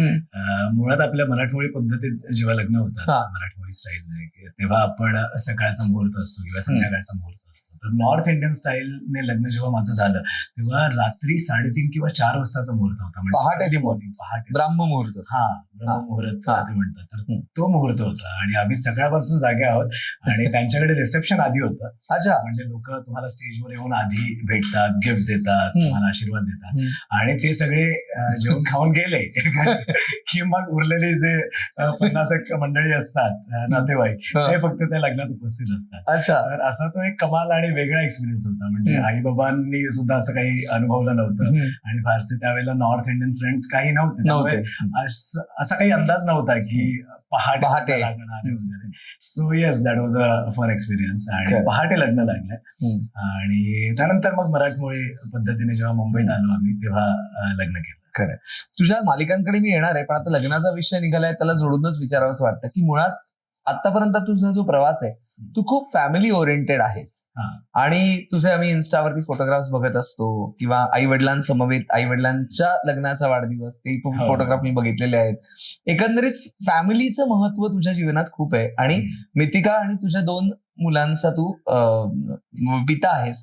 तर निश्चितपणे फॅमिलीला वेळ देणं जे प्रकार असतं ना त्याच्याबद्दल मला तुला जाणून घ्यायचं की मेघनची तुझं बॉन्डिंग आहेच पण एक धरून आहात सगळ्यांना आणि छान वाटतंय आजच्या काळामध्ये. थँक्यू. याबद्दल मी एवढंच म्हणेन की हे सगळं मी माझ्या बाबांकडून शिकतोय. माझे बाबा मला नेहमी म्हणायचे मला मेघनला की तुम्ही कितीही काम करा, कितीही मोठं व्हा, कुठेही काम करा, जगभरात कुठेही असाल पण तुम्ही तुमच्या फॅमिलीला कधी सोडू नका. जे काही करायचं आयुष्यात ते तुम्ही तुमच्या कुटुंबासोबत राहा, कुटुंबासोबत आयुष्य एन्जॉय करा, स्वतःच्या फॅमिलीला धरून राहा आणि कितीही मोठे झालात डोकं तुमचं आकाशात असू दे पण पाय जमिनीवर ठेवा आणि तुम्हाला जमिनीवर ठेवायचं काम तुमचं कुटुंब करतं, तुमची फॅमिली करते. कारण की तुम्ही बाहेर असाल, स्टार तुम्ही बाहेर असाल, ऍक्टर तुम्ही बाहेर असाल पण तुम्ही जेव्हा घरात येता तेव्हा तुम्ही त्या घरातला एक भाग आहात. तुम्ही मी मुलगा आहे घरात, मी एक बाप आहे घरात, मी एक नवरा आहे घरात. तर माझ्या या ज्या जबाबदाऱ्या आहेत त्या मी सांभाळतोय आणि हे सगळं मी माझ्या बाबांकडून शिकलोय. मी आय रिमेंबर माझे बाबा जेव्हा मालिकेमध्ये काम करायचे, मराठी मालिका किंवा हिंदी मालिकेत, तर कितीही रात्र झाली तरी ते शूटिंग संपून घरी यायचे. ते कधी बाहेर थांबवायचं नाही, ते कधी मित्राकडे थांबलोय किंवा सेटवर थांबलो असं नाही. किती रात्रीचे 2 जरी वाजले तरी ते घरी यायचे. दुसऱ्या दिवशी परत सकाळी उठायचे आणि परत कामावर जायचे, परत शूटिंगला जायचे. तर या सगळ्या गोष्टी मी माझ्या बाबांकडून शिकलोय आणि आई बाबांचे हे संस्कार आहेत. आणि आमचं जे विश्व आहे, माझं जे जग आहे, ते हेच 6 लोक आहेत. आई, बाबा, माझा भाऊ मेघन, मितिका आणि माझी 2 मुलं. हेच माझं जग आहे. नुकतंच मेघनचंही लग्न झालंय. अनुष्का पण त्याच्यात ऍड झालेली आहे. तर आम्ही खूप म्हणजे आमच्या सगळ्यांचं बॉन्ड खूप छान आहे. आणि ते यामुळे आहे की आमचा पहिला प्रेफरन्स हा आमची फॅमिली असते. बरोबर. त्यानंतर इतर सगळ्या गोष्टी. म्हणजे येस ऑफकोर्स काम महत्वाचं आहे, कामावर जाणं महत्वाचं आहे, पैसे कमवणं खूप गरजेचं आहे, पण त्यानंतर कुठली महत्वाची गोष्ट आहे तर ती म्हणजे फॅमिली. खरंय. सो अजून कुठलं जग नाहीये माझं. माझ्याकडे माझी फॅमिली आहे आणि माझी जी दुसरी फॅमिली आहे, माझे प्रेक्षक जे मला प्रेम करतात ते, ही माझी फॅमिली आहे. आणि इतर मित्र परिवार आहेत, मित्र आहेत, पण त्यांना जेवढा वेळ द्यायचा असतो तेवढा आम्ही देतो. जेव्हा मित्रांसोबत असतो तेव्हाही मी एन्जॉय करतो तो टाइम सुद्धा. पण येस, मी जास्तीत जास्त माझ्या फॅमिली सोबत असतो. आणि मी जसं सांगितलं, मी फारसा एक्स्ट्रोवर्ट नाहीये. मिथिका टोटल अपोजिट आहे माझ्या. अच्छा. आणि कदाचित त्यामुळेच ती मला आवडलेली, कारण की जसं नाहीये तशी ती आहे. मराठी कुटुंबात कशी ऍडजस्ट झाली ती पटकन? म्हणजे खूप छान पद्धतीने, कारण की ती सुद्धा ऍक्ट्रेस आहे. आणि तिने सुद्धा बऱ्याच हिंदी मालिकेमध्ये काम केलंय, बऱ्याच कमर्शियल मध्ये काम केलंय, ऍड्स मध्ये काम केलंय. तर ती गेले 15 वर्ष मुंबईत आहे. त्यामुळे तिला मुंबई माहिती आहे, मुंबईतली माणसं माहिती आहेत आणि मराठी लोकांशी तिचा ऑलरेडी इंटरॅक्शन झालेलं होतं. त्यामुळे तिला फारसा वेळ लागला नाही आणि खूप छान पद्धतीने तिने सुद्धा तिची जबाबदारी छान पद्धतीने ती तिचा रोल प्ले करते, एक आई म्हणून, एक बायको म्हणून. आणि मला तिला क्रेडिट द्यायला आवडेल आणि माझ्या आई बाबांना क्रेडिट द्यायला आवडेल की मी आज जे काही काम करतोय, मी जर सकाळी घर सोडतोय तर निश्चिंत होऊन मी घर सोडतोय, ते जस्ट बिकॉज ऑफ हर. मला माहितीये की मितिका घरी आहे, तिने घर सांभाळलंय, ती मुलांना सांभाळते आणि तिने तिचं करिअर सॅक्रिफाईस करून ती हे सगळं करते. कारण की बिईंग अन ऍक्टर आपल्याला सतत कॅमेरा समोर काम करायची एक आपलं काम आहे, कॅमेरा समोर राहणं, कॅमेरा समोर वावरणं. आणि ती कुठे ना कुठे आपल्या आवडीचा विषय आहे, ऍक्टिंग करणं आणि मालिकेमध्ये काम करणं. पण हे आपलं करिअर सॅक्रिफाईस करून घर सांभाळणं ही खूप मोठी गोष्ट आहे. आणि हा तिचा डिसिजन आहे. तिला कोणीही सांगितलं नाही की नाही तू ऍक्टिंग, तुझा करिअर बाजूला ठेव. आणि तिने स्वतःहून निर्णय घेतला, स्वतःहून हा निर्णय घेतलाय. आणि I am very thankful to her की ती माझ्या मागे, मी माझं काम करतोय आणि माझ्या मागे सगळ्या गोष्टी ती सांभाळते. आणि all credit goes to my parents. आई बाबांना क्रेडिट आहे की आज मी जे काही घडलोय ते त्यांच्यामुळे घडलोय. पेरेंटिंगचा मुद्दा आता आलेला आहे, त्या अनुषंगाने एक प्रश्न विचारायचा वाटतो की सध्या बघ ना, एकंदरीतच आपण बघतोय की लग्न संस्था याबद्दल लोकांची वेगवेगळी मतं आहेत. लोक लिव्ह इन मध्ये राहत आहेत किंवा काही जणांचे डिव्होर्स होत आहेत, काही जण सामंजस्याने डिव्होर्स घेतला असं सोशल मीडियावर टाकतात. मला कोणाचं नाव नाही घ्यायचंय. आणि काही जोडपी असं सांगतात की आम्हाला मूल नकोय. म्हणजे एकंदरीत जगच इतकं बदलत चाललंय आणि यामध्ये एक आदर्श कुटुंब म्हणून आम्ही तुमच्याकडे बघतोय. तर लग्न संस्था आणि एकंदरीत कुटुंब याच्याबद्दलचं मला तुझं मत जाणून घ्यायचं. नाही, तुम्हाला माझ्या या सगळ्या गोष्टीवरून कळलंच असेल की I am a very family man. म्हणजे आय लाईक टू बिलीव्ह की हा मी बॅलन्स करण्याचा प्रयत्न करतोय. मी माझं करिअर सुद्धा, माझ्या कामावर सुद्धा मी तेवढंच लक्ष देतोय आणि तेवढाच वेळ मी माझ्या कुटुंबाला, माझ्या फॅमिलीला सुद्धा करतोय. तर मी आयुष्यात हा बॅलन्स करण्याचा प्रयत्न करतो. आणि yes, I believe in marriages. माझं लग्न संस्थेवर माझा पूर्ण विश्वास आहे.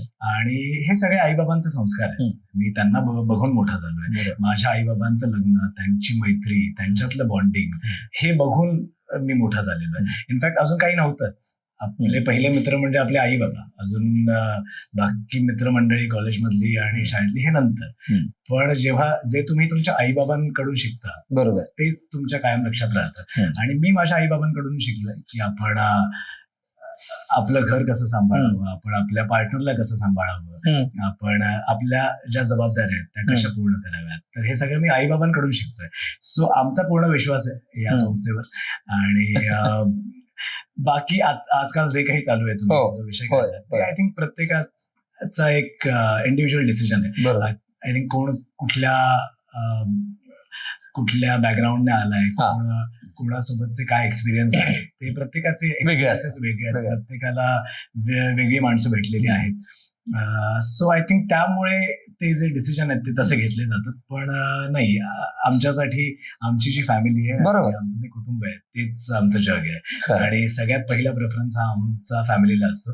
आणि मगाशी सोशल मीडियाचा विषय काढलेला. सो सोशल मीडियावर सुद्धा माझ्याकडे फारसं काही असं पोस्ट करायला नसतं. मी माझ्या कामाशी रिलेटेड काहीतरी पोस्ट करतो. प्रमोशनचा पार्ट असेल किंवा नवीन काही शो आहे किंवा नवीन शो मध्ये काहीतरी ट्विस्ट घडते. आजकाल मालिकेचे प्रोमोज येतात, ते मी शेअर करतो. कधीतरी महिन्यातून एकदा दोनदा मी स्वतःचा असे काहीतरी फोटो किंवा व्हिडिओ पोस्ट करतो. अदरवाईज माझ्याकडे फारसं असं काही मटेरियल नसतं पोस्ट करायला. सो बरेचदा मला माझे को ऍक्टर म्हणतात की तू खूप बोरिंग आहेस, असं काही रील शूट करत नाहीयेस, तू डान्स करताना असं काही रील वगैरे पोस्ट करत नाही. म्हटलं मला ते नाही आवडत आहे, नाचायचे पैसे घेतो मी, फुकट नाही करत. सो माझ्याकडे फॅमिली व्यतिरिक्त अजून काही नसतं टाकायला. सो कधीतरी मी काही फॅमिली फंक्शन असेल किंवा फॅमिली सोबत आम्ही एकत्र डिनर खूप एन्जॉय करतो. आम्ही युजली 1-2 आठवड्यातून एकदा आम्ही काहीतरी एकत्र कुटुंब आम्ही जेवायला जातो.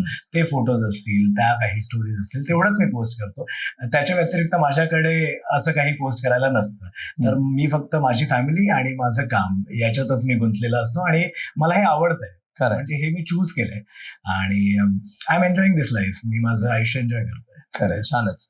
पुन्हा एकदा मालिकांकडे वळूया. पौराणिक मालिका तू केलीस, ती म्हणजे दत्तगुरूंविषयीची मालिका. जसं ऐतिहासिक मालिकेसाठी एक वेगळा अभ्यास लागतो, तसं ज्या वेळेला पौराणिक मालिका करतो आपण त्यावेळेला मराठीमध्ये तू म्हणालास की मराठीमध्ये खूप खोलवर पद्धतीने रिसर्च केला जातो. आणि दत्तगुरु साक्षात साकारणं हे तर खूप आव्हानात्मक असेल तुझ्यासाठी.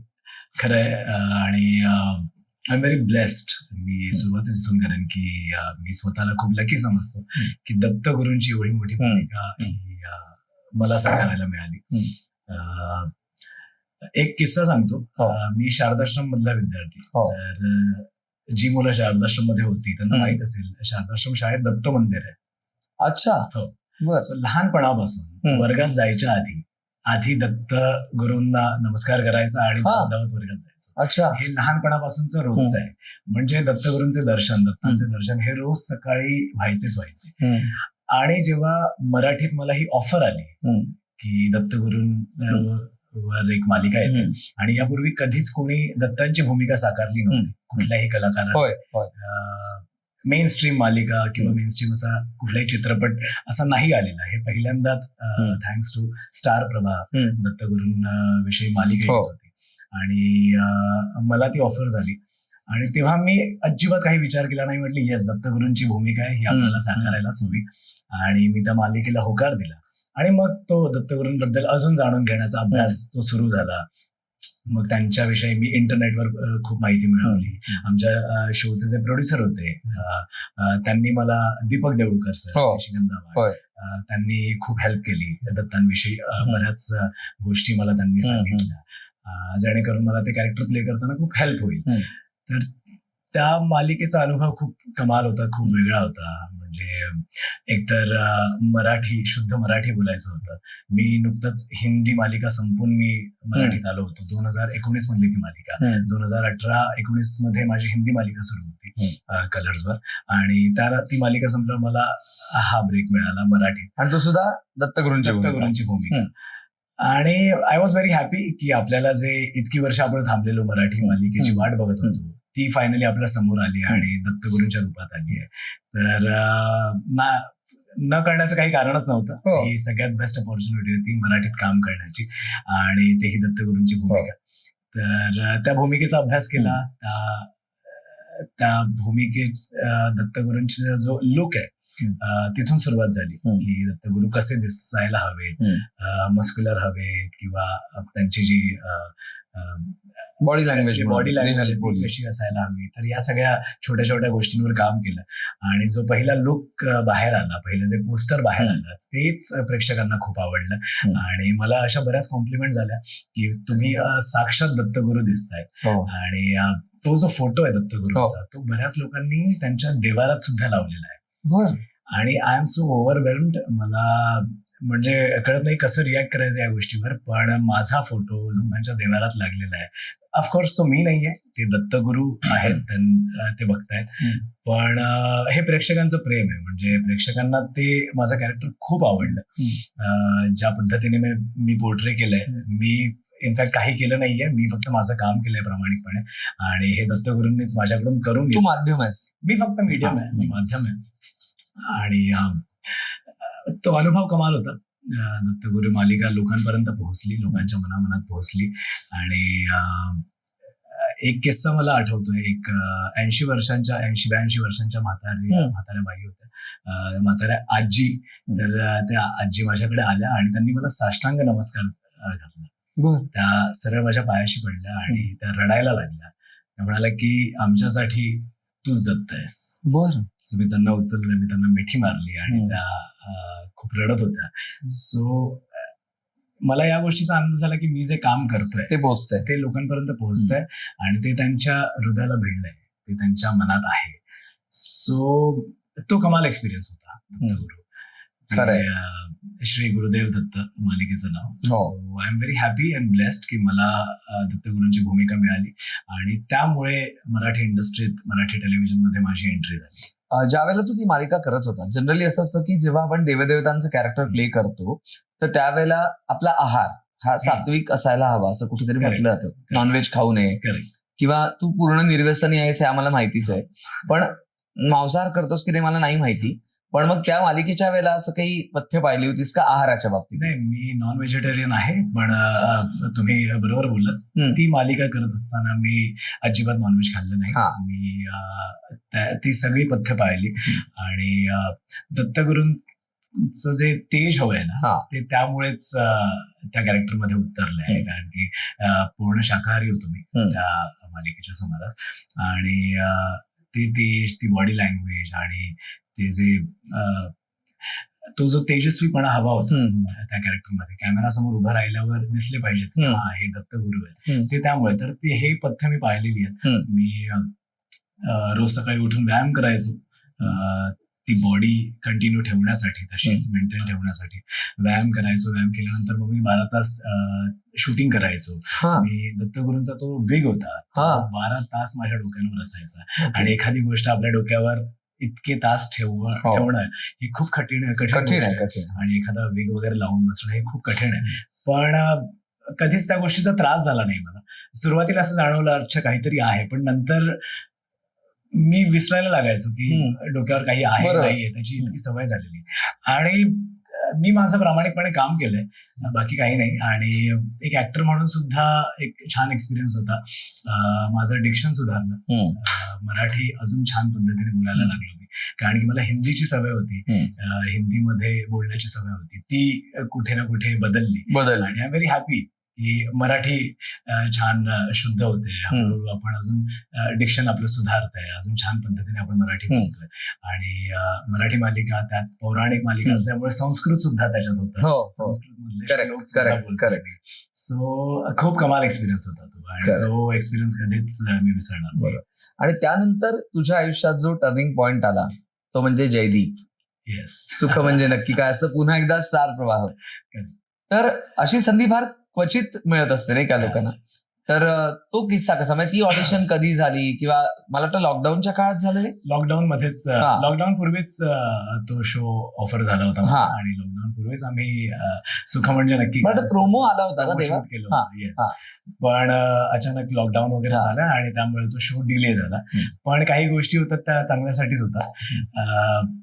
Coming back to that topic, Gurudev Datta मालिका संपली आणि स्टार प्रवाहाकडून मला ही मालिका ऑफर झाली होती. आणि सोशल मालिका मला करायचीच होती, कारण की आता पौराणिक मालिका संपलेली आहे. आता काहीतरी अजून नवीन करूया, परत पौराणिक किंवा ऐतिहासिक नको, जेणेकरून आपलं मोनोटोनस होणार नाही, लोकांना सुद्धा काहीतरी वेगळं बघायला मिळेल. सो ती मालिका मला ऑफर झाली स्टार प्रभाकडून, आणि ती मालिका म्हणजे येस टर्निंग पॉइंट होता माझ्या आयुष्यातला, माझ्या करिअरसाठी, की ती मालिका एवढी गाजली. आणि थँक्स टू लॉकडाऊनमुळे सगळी लोक, आपण सगळी घरी होतो, आणि त्यामुळे लोकांकडे वेळ होता, बरोबर, टीव्ही बघायला, मालिका बघायला वेळ होता. आणि लॉकडाऊन मध्ये रिलीज झालेली ती पहिली मालिका होती. अच्छा, लॉकडाऊन मध्ये रिलीज झालेली ती पहिली मालिका ही.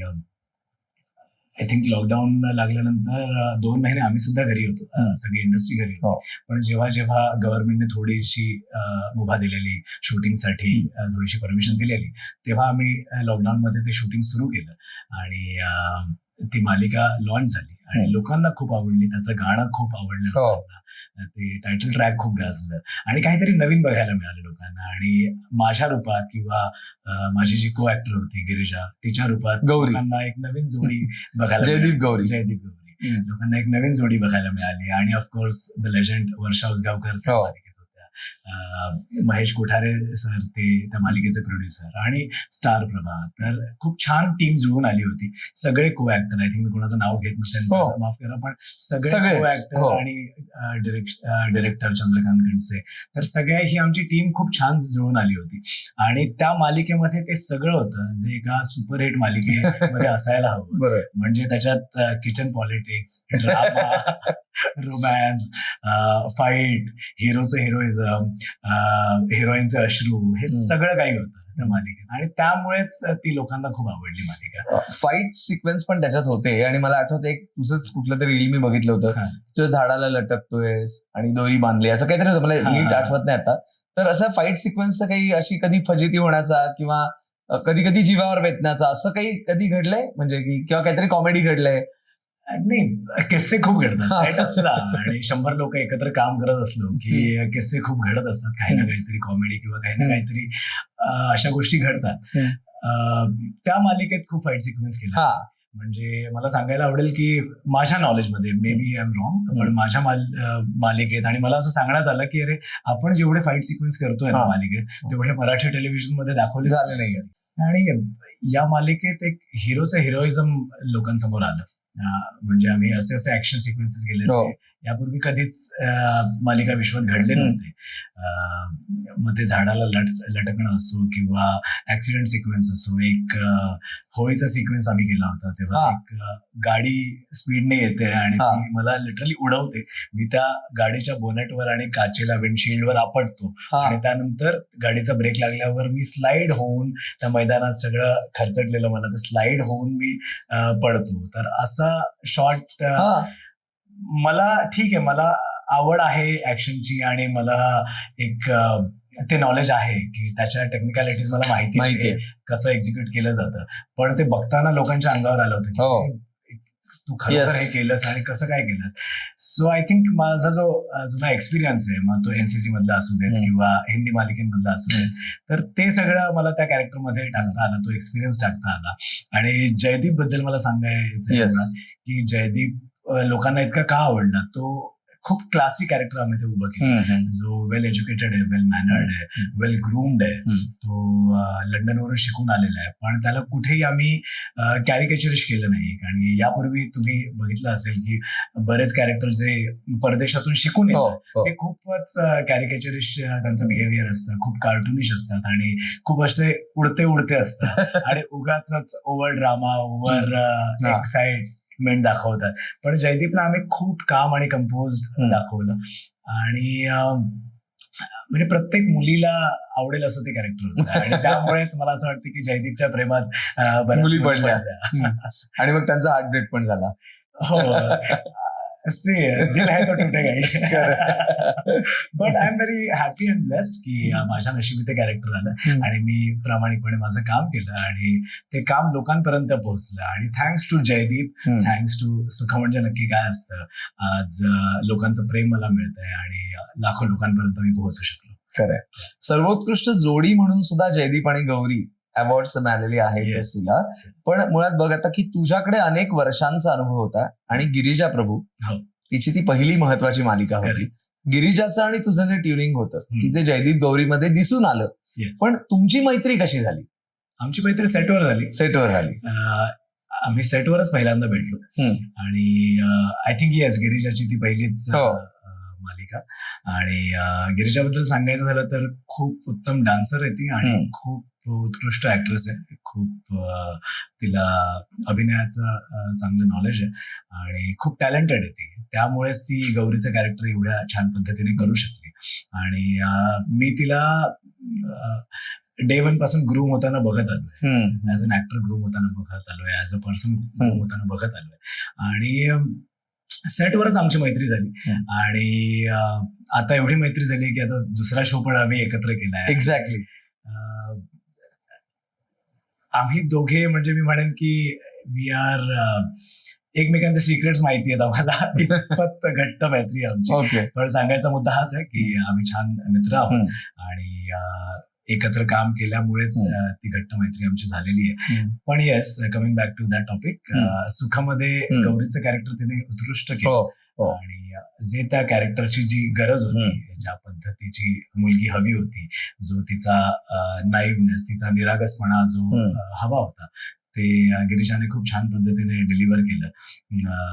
मालिका म्हटली की हिरोईन ही रडणारच आणि ती बिचारी इतक्या वेळा रडली आहे आणि नंतर तर तिला ग्लिसरीनची पण गरज लागली नव्हती. तिला जसं ऍक्शन दिग्दर्शक म्हणायचे तिच्या डोळ्यातून पाणी यायचं. सो ही सुद्धा टेक्निक आहे, म्हणजे याचं श्रेय तिला सुद्धा जातं. आणि आमची जोडी जी एवढी लोकांपर्यंत पोहोचली आणि फेमस झाली, तर याच्यात दोघांचंही श्रेय आहे आणि आमच्या दिग्दर्शकांचं सुद्धा श्रेय आहे. त्यांनी खूप छान काम काढून घेतलं आमच्या दोघांकडूनही. आणि थँक्स टू गिरिजा, ती माझी को ऍक्ट्रेस होती. आमच्यामध्ये खूप छान अंडरस्टँडिंग आहे ऍक्टर म्हणून. आमच्यात खूप आम्ही चांगलं गिव्ह अँड टेक खूप छान करतो. एकमेकांना सजेशन द्यायचो आम्ही. आपला सीन अजून कसा छान पद्धतीने होईल यावर आम्ही काम करायचो. रोमॅन्टिक सीन असेल तर अजून हा रोमॅन्स कसा लोकांपर्यंत पोहोचेल आणि लोकांना कुठे चीप वाटणार नाही, पण वाटेल की हा यार रोमॅन्स होना चाहिए तो ऐसा होना चाहिए. तर आम्ही सीन चांगले बनवायचो आणि मजा करायचो. कॉमेडी आमचे बरेच सीन असायचे एकत्र आणि बँटर असायचं. जरी आम्ही नवरा बायको दाखवलो असलो त्या मालिकेत, तरी आम्ही आमच्यात मैत्री सुद्धा दाखवली. तर आम्ही एकमेकांची हम लोग टांग खींचते थे. आम्ही मजा मस्ती करायचो सेटवर आणि त्यामुळे ती मैत्री घट्ट झाली. आणि मैत्री आहे, त्याचे बॉन्डिंग आहे, ते त्या कॅरेक्टर्स मध्ये दिसून आलंय आणि त्यामुळे ती जोडी प्रेक्षकांना खूप आवडली. पुनर्जन्म पण दाखवला गेला तुमचा त्याच्यात. हो, त्याची स्टोरी अशी आहे की 900 एपिसोड झालेले सुखा म्हणजेचे आणि आता नवीन काय दाखवायचं हा प्रश्न चॅनलला पडलेला, आम्हाला सुद्धा पडलेला, शोच्या मेकर्सला सुद्धा पडलेला. आणि प्रेक्षकांना ही जोडी त्यांच्या समोर हवी होती. जरी 3-3.5 वर्ष झाली असले मालिकेला, तरीही प्रेक्षकांना ही जोडी बघायची होती, अजून बघायची होती. त्यामुळे स्टार प्रवाहाने हा निर्णय घेतला की नाही, आपण पुनर्जन्म दाखवू, जेणेकरून रूप बदलेल यांचं, पण चेहरे तेच राहतील, जोडी तीच राहील आणि काही कॅरेक्टर्स बदलले त्याच्यातले.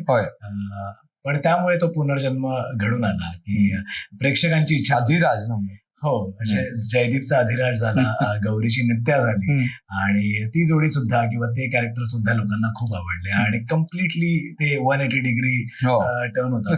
म्हणजे जेवढा जयदीप आधी स्वाव आणि क्लासी दाखवलेला, तेवढाच आता तो खूप असा आपला वाटणारा, मातीतला आणि खूप असा लव्हेबल कॅरेक्टर होता अधिराजचा. तेवढाच तो रॉ होता. गौरी जी आधी अशी नाईव्ह होती, ती आता कम्प्लिटली ड्रास्टिकली चेंज झाली. ती आता जयदीप सारखी झालेली. सो ते सुद्धा कॅरेक्टर खूप छान होतं. कोल्हापुरी बोलायचं होतं मला. ते सुद्धा एक म्हणजे ते सुद्धा एक चॅलेंज होतं माझ्यासाठी, कारण की कोल्हापुरी ऑफकोर्स ऐकून होतो मी मूळचा कोल्हापूरचा नाहीये. त्यामुळे त्याबद्दल मला त्या भाषेबद्दल, तो जो लहजा आहे त्याबद्दल फारसं काही माहित नव्हतं. ऐकून होतो, ऐकायला खूप मजा यायची. पण जेव्हा ते करायचा, जेव्हा ती वेळ आली करण्याचं, तेव्हा ते खूप चॅलेंज होतं आणि ते चॅलेंज मी स्वीकारलं आणि ते सुद्धा लोकांना आवडलं काम. सो येस, आय थिंक लोकांना जयदीप गौरीला लांब जाऊ द्यायचं नव्हतं, त्यामुळे पुनर्जन्म घडून आला. खरंय, पुनर्जन्म घडला, त्याच्यानंतर सुख म्हणजे संपलं आणि मग लगेचच स्टार प्रवाहाची जी कोण होती सतू काय झाली सतू आली, त्यात पुन्हा तुम्हाला दोघांना रिपीट केलं गेलं. असं फार कमी वेळेला घडतं की same channel, same artist, lead artist आणि दोघेही म्हणजे हिरो आणि हिरोईन. तर हे कसं काय शक्य आहे? म्हणजे हा काय योगायोग आहे? याच क्रेडिट हे प्रेक्षकांना आणि चॅनलला आहे. जसं मी तुम्हाला सांगितलं की जोडी एवढी लोकांना आवडायला लागली होती की लोकांना पुन्हा पुन्हा ती जोडी एकत्र हवी होती. जरी मालिका संपली असली, सुख म्हणजे नक्की काय असतं, तरीही चॅनलला हा फीडबॅक गेला की आम्हाला या जोडीला पुन्हा बघायचंय. असा प्रेक्षकांनी फीडबॅक दिलाय आणि जे आम्हाला सांगण्यात आलं की नाही, आम्ही पुन्हा एकत्र यासाठी कास्ट करतोय की प्रेक्षकांचा फीडबॅक आहे की या जोडीने पुन्हा यावं. सो त्यामुळे तो शो घडून आला. कोण होतीस तू काय झालीस. हॅट्रिक झाली म्हणजे ती, म्हणजे तुझ्या भूमिकेची हॅट्रिक झाली. माझ्या मराठी करिअर मधली तिसरी मालिका. पहिली श्री गुरुदेव दत्त, सुख म्हणजे नक्की काय असतं, आणि कोण होतीस तू काय झालीस. सो आणि गिरिजा प्रभू सोबत माझ्या सेम हिरोईन सोबत ती दुसरी मालिका. तो एक वेगळा रेकॉर्ड आहे. हो, म्हणजे तुम्ही म्हणाल ते खरे असं सहजासहजी नाही, इतक्या लगेच तर नाही घडत. म्हणजे कदाचित म्हणजे आय थिंक मालिका संपल्यावर लगेच चौथ्या महिन्यातच आम्ही. बरोबर. आणि आम्हाला सुद्धा हे सांगण्यात आलं की असं खूप रेअरली घडून येतं हे झालं. पण येस, ती मालिका सुद्धा खूप कमाल होती. ती मालिका सुद्धा लोकांना खूप आवडली. पण काही गोष्टी ज्या पेपरवर चांगल्या वाटत होत्या तशा एक्झिक्यूट झाल्या नाहीत किंवा तशा घडून आल्या नाहीत. कोणाचा दोष नाहीये, पण एक्सपेक्टेशन खूप होत्या त्या शो कडून, पण तो तसा एक्झिक्यूट झाला नाही, वर्कआउट झाला नाही. But no hard feeling. म्हणजे ठीक आहे, काही गोष्टी छान घडून येतात, काही गोष्टी चांगल्या नाही जुळून आल्या त्याच्यात, पण ठीक आहे. आम्हाला म्हणजे आय एम व्हेरी हॅपी की पुन्हा एक चान्स मिळाला स्टार प्रभाकडून आपल्या प्रेक्षकांपर्यंत पोहोचण्याचा, आणि आपलं काम आपण प्रामाणिकपणे केलंय, तर त्याचा मला आनंद आहे. मालिका आणि टीआरपी हे जे सर्कल आहे वेगळं, की त्या गुरुवारी आपण वाट बघत असतो की आपली मालिका, त्याचा टीआरपी काय असेल, आणि मग कधी कधी टीआरपी कमी आहे म्हणून आपल्याला मागे जावं लागतं, थांबावं लागतं. तर एकंदरीत या टीआरपी बद्दलची तुमची मतं काय आहेत कलाकार म्हणून? मी तुम्हाला खरं सांगू का, हे गणित ना कधीच कुठल्या कलाकाराला कळत नाही. खरंच. आणि जरी कळत असलं तरी तुम्ही त्याबद्दल काहीच करू शकत नाही. After all it's a business. हा बिझनेस आहे. जरी कलाकार आणि प्रेक्षकांचं एक नातं असलं, घट्ट बॉन्डिंग असलं, तरीही काही गोष्टी ह्या कलाकाराच्या हातात नसतात. म्हणजे मी फक्त एक ऍक्टर म्हणून किंवा ऍक्टरचा पॉइंट ऑफ व्ह्यू सांगतो. यामागे बरीच लोक असतात, प्रोड्युसर्स आहेत, चॅनल आहे, आणि चॅनल्सची माणसं आहेत जे हा सगळा बिझनेस हँडल करतायत. पण एक कलाकाराच्या दृष्टीने तुम्ही काहीच करू शकत नाही. हा बिझनेस आहे, तुम्ही या बिझनेसचा एक छोटासा भाग आहे. ही जी मालिका तुम्हाला दाखवली जाते, तर अल्टिमेटली त्याचा गोल काय आहे? काहीतरी रेव्हेन्यू जनरेट करणं. ती मालिका जेव्हा लोकांपर्यंत पोहोचेल, लोकांना जेवढी आवडायला लागेल, त्यानंतर ती पॉप्युलर होईल. पॉप्युलर झाल्यावर चॅनलला त्याचा फायदा होईल, ऍड्स मिळतील किंवा रेव्हेन्यू जनरेट होईल त्याने. पण कलाकार आणि प्रेक्षकांना वाटतं की हा जो कलाकार करतोय हे त्याच्या मनाचं करतोय, पण नाही. आमच्या हातात ह्या गोष्टी नसतात. टीआरपी म्हणजे ही जी रेटिंग आहे प्रत्येक आठवड्याला, जी टेलिव्हिजन रेटिंग जी येते, ती कधी खाली गेलेली असते, कधी वर गेलेली असते. हे शेअर मार्केट सारखं हे वर खाली होत असतो हा जो ग्राफ आहे. आणि जसा हा ग्राफ खाली गेला एका आठवड्यात, मग ते कॅरेक्टर बदलतं, त्या सिरियलची मूळ स्टोरी बदलते. कधी कुठल्याही कॅरेक्टरला मारलं जातं, कधी मेलेला माणूस जिवंत होतो. ह्या सगळ्या गोष्टी ज्या ऑडियन्स बघतं, एक्सपिरियन्स करतं, तर ह्या टीआरपी मुळे होतात. बरोबर. आणि मी म्हणेन याच्यात काही चुकीचं नाहीये. जसे म्हणालो, हा बिझनेस आहे आणि तुम्ही या बिझनेसचा भाग आहात, तर या बिझनेसचे प्रोज आणि कॉन्स, या सगळ्या गोष्टींशी तुम्हाला डील करायचं. कलाकाराच्या हातात आहे, त्याने फक्त त्याच्या वाटेला जे काम येईल, जे सीन जो आलाय तो सीन करणं, त्या सीनला तुम्ही अजून कसं छान पद्धतीने डिलिव्हर करू शकाल, हे तुमचं काम आहे. पण मेजर जे काही चेंजेस आहेत, मेजर जे ट्रॅक्स चेंज होतात बिकॉज ऑफ TRP, आणि TRP कमी आल्यामुळे, रेटिंग कमी आल्यामुळे मेजर ट्रॅक चेंज होतोय. जसं मी म्हणालो की आमच्या कोण होतेस तू मध्ये सुद्धा हे घडलंय. सडनली यश मेला आणि युग आला. हा, एक्झॅक्टली. हा, तर ते because of TRP. But I am completely fine with it. म्हणजे मी आता या बिझनेसचा एक भाग आहे, एक ऍक्टर म्हणून. तर या गोष्टीशी, ही गोष्ट तुम्हाला ऍक्सेप्ट करावी लागणार आहे. आणि याच्यात काहीच हे नाहीये, कारण प्रत्येक गोष्ट इथे पैशांशीच रिलेटेड आहे सगळ्या गोष्टी. जर TRP चांगला येईल, त्याचा फायदा मालिकेला होईल, चॅनलला होईल, आणि इव्हेंच्युअली कलाकारांना सुद्धा होईल, प्रोड्युसरला सुद्धा होईल. तर TRP चांगलं येणं हे खूप गरजेचं आहे. आणि एक ऍक्टर म्हणून मी एवढंच म्हणू शकतो की या गोष्टी कलाकाराच्या हातात नाहीये. फक्त या एका मोठ्या सिस्टीमचा एक छोटा भाग आहे. एक कलाकार म्हणून फक्त तुम्ही तुमचं काम करा, प्रामाणिकपणे काम करा, आणि मालिकेचं फ्युचर किंवा मालिका किती पॉप्युलर होईल किंवा नाही होणार हे सगळं तुमच्या हातात नाहीये. त्याच्याच अनुषंगाने विचारावं वाटतं की जे सीन्स तुमच्याकडे येतात, कधी कधी असं होतं ना की हे असं आम्ही नाही करत, तर मग तो त्रास होतो का? किंवा तुम्ही दिग्दर्शकाला सांगता का की असं का आहे, म्हणजे असा युग वागेल का, किंवा असं यश वागेल का? किंवा कधी विलन करत असतील तर एखाद्याला छळायचं खूप असतं, मग पटत नसणाऱ्या गोष्टी, किंवा आता मालिकेतनं कधी कधी, आता सध्या काही मालिकांमध्ये हिंसक वळण दाखवलेलं आहे, तर असं आपण नाही वागत, ते का करतोय? मग तेव्हा त्रास होतो का? तुम्ही सजेशन देता की हे बदलू शकतो का? डेफिनेटली त्रास होतो, ट्रस्ट मी.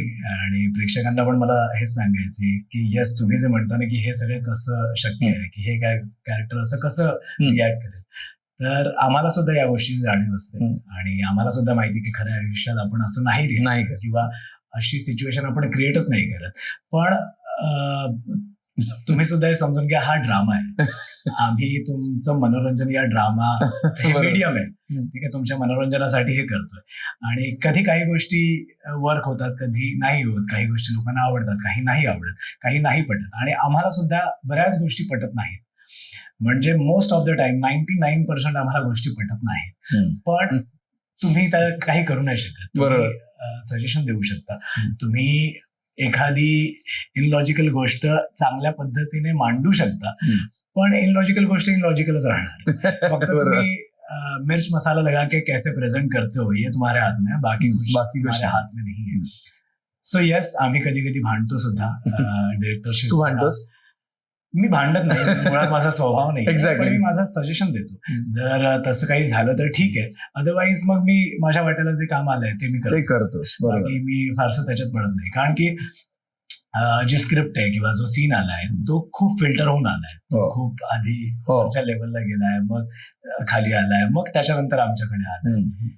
इव्हेंच्युअली माझ्याकडे येईपर्यंत 7-8 लेअर त्या सीन झालेले, तर त्याच्यात मी खूप मेजर चेंजेस नाही करू शकत. पण येस, त्या सीनला मी चांगल्या पद्धतीने डिलिव्हर करू शकतो माझ्या ऍक्टिंगने, किंवा मी माझी जी एक ऍक्टर म्हणून जे माझं काम आहे ते मी माझा एक्सपिरियन्स त्या सीन मध्ये टाकून अजून छान पद्धतीने ड्रामॅटिक करू शकतो. तर तेवढंच मी करतो, आणि अजून काही फारसं करत नाही. पण हा मुद्दा करेक्ट आहे की येस, आम्हाला ही गोष्टी पटत नाहीत, पण त्या गोष्टी कराव्या लागतात. तसं ऍक्टरला बऱ्याच गोष्टी कराव्या लागतात, म्हणजे कुठे प्रमोशनला जावं लागतं, लोकांशी मिसळावं लागतं, आणि मग कधी कधी ना काही चाहते खूप त्रास देत असतात की प्रत्येकाला तुमच्याबरोबर फोटो हवा असतो, तुम्ही नाही म्हणू शकत नाही, किंवा घरात काहीतरी फंक्शन असतं आणि अशा वेळेला तुमचा कुठला तरी इव्हेंट असतो, मग तो अवॉर्ड सेरेमनी असेल, मग अशा वेळेला काय नेमकं, म्हणजे तो मानसिक त्रास कसा आपण सहन करतो? नाही, मला तो त्रास नाही वाटत. ओके, मला अजिबात तो त्रास वाटत नाही. 2 मुद्दे आहेत. एक तर म्हणजे प्रमोशन. तर आपण जे काम करतोय ते लोकांपर्यंत पोहोचलं पाहिजे, आणि त्यासाठी आत्ताच्या काळात जे मीडियम आहे, सोशल मीडिया आहे, न्यूजपेपर आहे, किंवा कुठलाही मीडियम असो, तर मार्केटिंग खूप गरजेचं आहे. आपण स्वतःचं प्रोडक्ट सेल करण्यासाठी आपण टीव्हीवर ऍड्स बघतो, ते सुद्धा प्रमोशनच आहे. तर आपण आपली मालिका लोकांपर्यंत किंवा गावोगावी पोहोचण्यासाठी सगळीकडे ग्रास रूट लेवलला फिरणं गरजेचं आहे. गावोगावी जेव्हा आम्ही वेगवेगळ्या शहरात जातो किंवा गावात जातो प्रमोशनला, तर ती प्रोसेस मी खूप एन्जॉय करतो, कारण की मी त्या प्रेक्षकांपर्यंत पोहोचतोय. ओके. माझं काम, माझं प्रोजेक्ट, माझी मालिका त्या प्रेक्षकांपर्यंत पोहोचते. तर या गोष्टीचा मला खूप आनंद होतो आणि मी कधीच या गोष्टीचा कंटाळा करत नाही. ग्रेट. कारण की ही खूप महत्वाची गोष्ट आहे, माझ्यासाठी सुद्धा फायदेमंद आहे आणि प्रेक्षकांना पण. मी कसं आहे, मला त्यांना भेटता येते, मला प्रेक्षकांना लाईव्ह त्यांचा फीडबॅक मिळतोय. तर मला म्हणजे मला ही प्रोसेस खूप आवडते, प्रमोशन आणि या सगळ्या गोष्टी. तर हे खूप गरजेचं आहे. आणि दुसरी गोष्ट म्हणजे जो मानसिक त्रास तुम्ही म्हणाला, कधी कुठला फॅन आला जो चिडतोय, त्रास देतोय, फोटो हवाय वगैरे. तर मला असं वाटतं की जेव्हा मी करिअर सुरू केलं आणि जेव्हा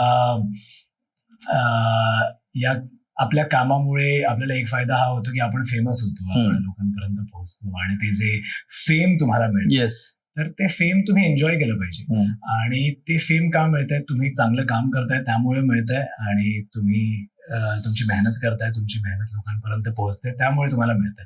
आणि कुठे ना कुठे प्रत्येक कलाकाराच्या मनात एक गोष्ट असते की येस, मला ना सगळ्या लोकांनी ओळखलं पाहिजे, अख्खं जग मला ओळखलं पाहिजे, सगळ्या जगात मी पॉप्युलर झालो पाहिजे. तर हे कुठे ना कुठे प्रत्येक कलाकाराच्या, आणि कलाकारच कशाला, सामान्य माणसाच्या मनात सुद्धा ही भावना असतेच की मी जिथे जाईन तिथे मला लोकांनी ओळखलं पाहिजे. तर जर तुमचं काम लोकांपर्यंत पोहोचतंय, लोक तुम्हाला ओळखतायत आणि जर तुमच्याकडे एक फोटो मागतायत, तर त्याच्यात काहीच चुकीचं नाहीये. तुम्ही कामच या गोष्टीसाठी करताय की तुम्ही लोकांपर्यंत जेणेकरून पोहोचाल. So I am very happy जेव्हा लोक माझ्याकडे फोटो मागतात. किंवा बऱ्याच वेळा असं होतं की मी जेवतोय रेस्टॉरंटमध्ये आणि ते फोटो मागायला येतात, तर मी जेवण सोडून त्यांना फोटो देतो. अच्छा. हा, म्हणजे मला असं काहीच नाही वाटत की तुम्ही मला डिस्टर्ब करताय किंवा आताही मी माझ्या फॅमिलीसोबत बसलो नाही. माझं काम तुम्हाला आवडतंय, तुम्ही प्रेम करताय, तर येस, तुमचा तो हक्क आहे माझ्याकडे येणं आणि माझ्याकडे फोटो मागणं. आणि माझं सुद्धा एक कलाकार म्हणून काम आहे की माझ्या ऑडियन्सला खुश करणं. अल्टिमेटली मी जे करतोय ते येस, मी माझ्या सॅटिस्फॅक्शनसाठी करतोय. मला या फील्डमध्ये ॲज अन ऍक्टर काम करणं मला आवडतंय आणि मी तुमच्या मनोरंजनासाठी काम करतो. तर जर तुमचं मनोरंजन होत असेल किंवा माझ्या एका फोटोमुळे किंवा एका हँडशेकमुळे किंवा 2 मिनिटं माझ्याशी बोलल्यामुळे समोरच्याला जर आनंद मिळत असेल, तर मला तो आनंद त्यांना द्यायला आवडतो. क्या बात आहे. तर मला कधीच या गोष्टीचा कंटाळा येत नाही आणि कधी त्रास होत नाही आणि होणारही नाही. वा. कारण असं जाऊ दे, आपण त्या विषयात नको जाऊया की पण बऱ्याचदा असे कटू अनुभव पण काही अभिनेता अभिनेत्रींकडनं येऊ शकतात चाहत्यांना, पण तू सगळ्यात छान डील करतोस हे ऐकून खूप छान वाटलं. गर्दी कधीतरी होते, मग त्याच्यातून धक्काबुक्की होते, तर या सगळ्या गोष्टी होतात. आता हजारो माणसं एकत्र जमल्यावर ह्या सगळ्या गोष्टी होणार, पण अल्टिमेटली त्याचं जर कोर बघितलं तर ते काय, ते तुमच्यासाठी प्रेक्षक, तुमच्या लोकप्रियतेचं ते आणि हेच तुमची अचीवमेंट आहे, हेच तुमचं खरं अवॉर्ड आहे जे तुम्हाला मिळत आहे. So I am very happy, no complaints about it. वा. कसं आहे बघ की मालिकांबद्दल आपण बोललो, तुझ्या आतापर्यंतच्या प्रवासाबद्दल बोललो, आणखीन एक तुझा पैलू जो कदाचित प्रेक्षकांना माहिती असेल नसेल माहिती, मला माहितीये तो म्हणजे तू शॉर्ट फिल्मचा दिग्दर्शक पण आहेस आणि तुमचं एक प्रोडक्शन हाऊस आहे आणि त्यातनं तुम्ही वेगवेगळ्या शॉर्ट फिल्म्स करत असता. हे फार कमी जणांना माहिती असेल. मी अभ्यास करून आलोय. तर ते रस्ते तू सांग की शॉर्ट फिल्मचं दिग्दर्शन म्हणजे कशा पद्धतीने, काय? रेव्होल्युशनरी पिक्चर्स नावाचं एक प्रोडक्शन हाऊस आहे आमचं, पण आम्ही शॉर्ट फिल्म बनवतो, फेस्टिवल फिल्म्स बनवतो. आणि मुळात याचं होल अँड सोल माझे बाबा आहेत. माझे बाबा हे सगळे सांभाळतात. आणि जसं मी सांगितलं की बाबा ऍक्टर आहेत, दिग्दर्शक आहेत, ते स्वतः रायटिंग सुद्धा करतात. तर मी आणि मेघन फक्त त्यांना हेल्प करतोय. अच्छा. म्हणजे येस, मला डिरेक्शन करायला आवडतं, पण माझं ते काम नाहीये, पण मी बाबांसाठी म्हणून मी ते करतो. आणि मी ती प्रोसेस एन्जॉय करतो. आम्ही बऱ्याच शॉर्ट फिल्म बनवलेल्या आहेत ज्या युट्यूबवर आहेत किंवा काही आहेत ज्या आम्ही कुठेच रिलीज केल्या नाहीये, फक्त फेस्टिवल्स त्यासाठी बनवलेल्या आहेत. तर मेघन आणि मी ऍक्टिव्हली जेव्हा कधी आम्ही आमच्या कामातून आम्हाला वेळ मिळतो किंवा कधी मोठी सुट्टी मिळते 10-15 दिवसाची, तेव्हा आम्ही या गोष्टी एक्झिक्यूट करतो. आणि खूप आवडीने करतो. आम्हाला आवडतं. म्हणजे शूटिंग आता हे असं झालंय की हेच काम आपल्याला करायचं आणि आपल्याला हेच काम येतं, अजून दुसरं कुठलंच काम आपल्याला येत नाही. तर आम्ही हे काम एन्जॉय करतोय. आम्हाला शूटिंग ही प्रोसेस आवडते, आम्हाला स्टोरी टेलिंग आवडतं, आम्हाला सीन बांधायला आवडतो, एक स्टोरी लोकांपर्यंत ड्रामॅटिकली पोहोचवायला आवडते. तर लोकांचं या पद्धतीने मनोरंजन करण्याचा हा हेतू आहे फक्त. आणि इथे टीआरपीची गणित नाहीयेत, टीआरपीची गणितं नाहीयेत. क्रिएटिव्हली तुमच्याकडे पूर्ण मुभा आहे, पूर्ण फ्रीडम आहे तुमच्याकडे. तुम्ही दिग्दर्शकाला किंवा रायटरला जी स्टोरी लोकांपर्यंत पोहोचवायची आहे ती त्याच पद्धतीने विदाउट एनी फिल्टर लोकांपर्यंत पोहोचू शकते. तर त्यामुळे आम्ही या फिल्म्स बनवतो आणि पण याचं मुख्य श्रेय हे माझ्या बाबांचं आहे. बाबा माझ्याकडून आणि मेघांकडून हे काम करून घेतात आणि बाबा तिकडे मॉनिटर करत असतात की आम्ही बरोबर करतोय की नाही करतोय, आणि पण ऍक्टिव्हली ते जास्त पार्टिसिपेट करतात. आणि ते स्वतः रायटर असल्यामुळे त्यांच्याकडे 100 स्टोरीज आहेत किंवा 1000 स्टोरीज आणि आय रिअली होप की जास्तीत जास्त स्टोरीज बाहेर येतील आणि जास्तीत जास्त शॉर्ट फिल्म्स थ्रू बाबांचं सुद्धा काम लोकांपर्यंत पोहोचेल. तू जर आता म्हणालास की शॉर्ट फिल्म्स तुम्ही करता, तर शॉर्ट फिल्म्सला एखादा OTT प्लॅटफॉर्म उपलब्ध व्हावा. फेस्टिवलमध्ये दाखवली जाते, पण बघा इतकी चांगली शॉर्ट फिल्म असते, त्याला अवॉर्डही फेस्टिवलमध्ये मिळतात, पण ती कॉमन मॅन पर्यंत नाही पोहोचत. तर अशासाठी एक वेगळा प्लॅटफॉर्म उपलब्ध व्हावा का, किंवा तो कशा पद्धतीने करता येईल? नक्कीच व्हायला पाहिजे. काय मत आहे त्याच्याबद्दल? नक्कीच व्हायला पाहिजे आणि असं झालं तर खूप बरं होईल, कारण की आता हल्ली वेब सिरीज बघतो आपण. वेब सिरीज साठी आता ओटीटी प्लॅटफॉर्म आहेत आणि जे खूप मोठे झालेले आहेत. फिल्मपेक्षा ते प्लॅटफॉर्म खूप मोठे आहेत. तर असं काहीतरी आय थिंक शॉर्ट फिल्म साठी सुद्धा एक प्लॅटफॉर्म असायला हवा. असं कुठलं तरी ऍप, हल्ली ऍप्लिकेशन्स खूप त्याचं प्रमाण वाढलेलं आहे, विच इज गुड. लोकांपर्यंत त्या गोष्टी पोहोचतायत. मला असं वाटतं की शॉर्ट फिल्म्स साठी सुद्धा असं एक ऍप मार्केटमध्ये यावं, जेणेकरून जे नवीन जे दिग्दर्शक आहेत, नवीन जे फिल्म मेकर्स आहेत, नवीन स्टोरी टेलर्स आहेत, त्यांना नवीन कलाकार पण आहेत, कॉलेजमधली मुलं वगैरे, ऑफकोर्स त्यांना हा प्लॅटफॉर्म मिळेल आणि त्यांचं काम लोकांपर्यंत पोहोचेल आणि जेणेकरून त्यांना इव्हेंच्युअली त्या गोष्टीचा फायदा होईल. तर असं नक्कीच काहीतरी व्हायला पाहिजे आणि होईल सुद्धा. आपण 2026 मध्ये आहोत, बऱ्याच नवीन गोष्टी आता येत आहेत. AI वगैरे आल्यामुळे बऱ्याच गोष्टी खूप सोप्या झाल्या आणि स्टोरी सांगणं हे खूप आता इझी झालेलं आहे. फक्त एक छान प्लॅटफॉर्म गरजेचा आहे, जो ऑलरेडी आहे मार्केटमध्ये. सोशल मीडिया आहे, अजून बरेच प्लॅटफॉर्म युट्यूब वरती येतात, पण तितकं ते बघितलं जात नाही. पण येस, एक डेडिकेटेड त्या गोष्टीसाठी असायला हवं. किंवा कॉलेजमधली मास मीडियाची मुलं असतात, ती भाग घेत असतात शॉर्ट फिल्म मध्ये, पण मग त्या मानाने त्यांना रेकॉग्निशन शॉर्ट फिल्मला मिळत नाही. तर त्यासाठी काहीतरी यावं असं नक्कीच. डेफिनेटली. आणि खूप टॅलेंटेड मुलं आहेत आणि त्यांच्यात खूप कमी वयात खूप बऱ्याच गोष्टींचं नॉलेज येतं. आणि लाईक यू सेड की मास मीडिया मधले जे स्टुडंट आहेत त्यांच्यासाठी सुद्धा एक डेडिकेटेड प्लॅटफॉर्म असायला हवा. सो जेणेकरून ते जे काम करतायत, ते जे छोट्याशा फिल्म्स बनवत आहेत एवढी मेहनत करून, विदाउट एनी पैसा नाहीये त्यांच्याकडे, कुठलाही बॅकअप नाहीये, पण तरी ते स्वतःचे पैसे करतात आणि थोडक्यात का होईना ते एवढी मेहनत घेऊन फिल्म्स बनवत आहेत. तर त्या लोकांपर्यंत पोहोचल्या पाहिजे. व्हर्टिकल फॉर्मॅट पण येतो. म्हणजे टेक्नॉलॉजी कशी चेंज झाली बघ ना, की तू करिअर करायला सुरुवात केली तेव्हाच टेक्निक वेगळं होतं आणि आता व्हर्टिकल फॉर्मॅट मध्ये पण शूट्स होत आहेत. तर त्या नवीन प्रकाराबद्दल काही सांगू शकशील? मी व्हेरी फ्रँकली मी अजून तो एक्सप्लोअर केला नाही फॉर्मॅट आणि मी बघितला सुद्धा नाहीये, पण मी ऐकून आहे, नक्कीच ऐकून आहे की काही 10-15 मिनिटांची स्टोरी किंवा एपिसोड्स असतात त्याच्यात. माहित नाही किती लोकांपर्यंत तो पोहोचतोय, बट येस, मी डेफिनेटली ऐकून आहे आणि मला असं वाटतं की त्या फॉर्मॅटला सुद्धा मार्केट आहे, कारण की इतकं ते आता फॉर्मॅट इतका तो पण पॉप्युलर होतोय. सो डेफिनेटली त्यासाठी पण मार्केट आहे आणि त्याच्यावर सुद्धा जे इंडिपेंडेंट फिल्म मेकर आहेत ते सुद्धा त्या फॉर्मॅटचा फायदा घेऊ शकतात. बरं, तुला मालिकांमध्ये आम्ही बघितलेलं आहे. अनेक चाहत्यांच्या मनातला आणि माझ्या मनातला एक प्रश्न आहे, मराठी सिनेमाचा उत्तम नायक तू होऊ शकतोस, तर ती संधी आम्हाला कधी तुला पडद्यावर, मोठ्या पडद्यावर बघायचं आहे, आम्हाला कधी पूर्ण करणारी आमची इच्छा, चाहत्यांची इच्छा? नाही, त्या संधीची मी सुद्धा वाट बघतोय आणि असं नाही की ऑफर्स आल्या नाहीत, मराठी सिनेमांच्या ऑफर्स नक्कीच आल्या मला, पण अशा काही एक्साइटिंग नव्हत्या. त्या पद्धतीचे सिनेमे आधी सुद्धा येऊन गेले, तर त्यामुळे मला त्या एक्साइटिंग वाटल्या नाहीत की जे सिनेमे आधीच आले तशाच पद्धतीचे सिनेमे परत करण्यात काही पॉइंट नाहीये. मला प्रेक्षकांना काहीतरी नवीन दाखवायला आवडतं. आणि just for the sake of it, just for the sake of cinema, मला सिनेमा मी केलाय हे असं नको. सॅटिस्फॅक्शन मला नकोय. बरोबर. मी जर काही करतोय तर मला एक क्रिएटिव्हली सुद्धा सॅटिस्फॅक्शन हवंय, एक वर्क सॅटिस्फॅक्शन हवंय आणि ते प्रेक्षकांपर्यंत पोहोचलं पाहिजे. बरेच सिनेमे तुम्हाला माहिती की ते बनतात पण हो. आठवडाभर चालतात आणि किंवा 2 आठवडे चालतात आणि नंतर मग ते बंद होतात. तर मला तसे सिनेमे नाही करायचे. म्हणजे मी कदाचित हे ब्लंटली किंवा बोल्डली बोलतो. सिनेमा खूप चांगला असतो, सगळ्यांची मेहनत असते, पण माझं हेच आहे की आपण जर काम करतोय तर ते प्रेक्षकांपर्यंत पोहोचलं पाहिजे. मग त्या पद्धतीचा सिनेमा असायला हवा, तसं त्याचं मार्केटिंग असायला हवं, तसं त्याचं बजेट असायला हवं. सो येस, अशा एक्साइटिंग ऑफरची मी सुद्धा वाट बघतेस आणि अशी काही ऑफर माझ्याकडे आली तर मी नक्कीच करेन ती.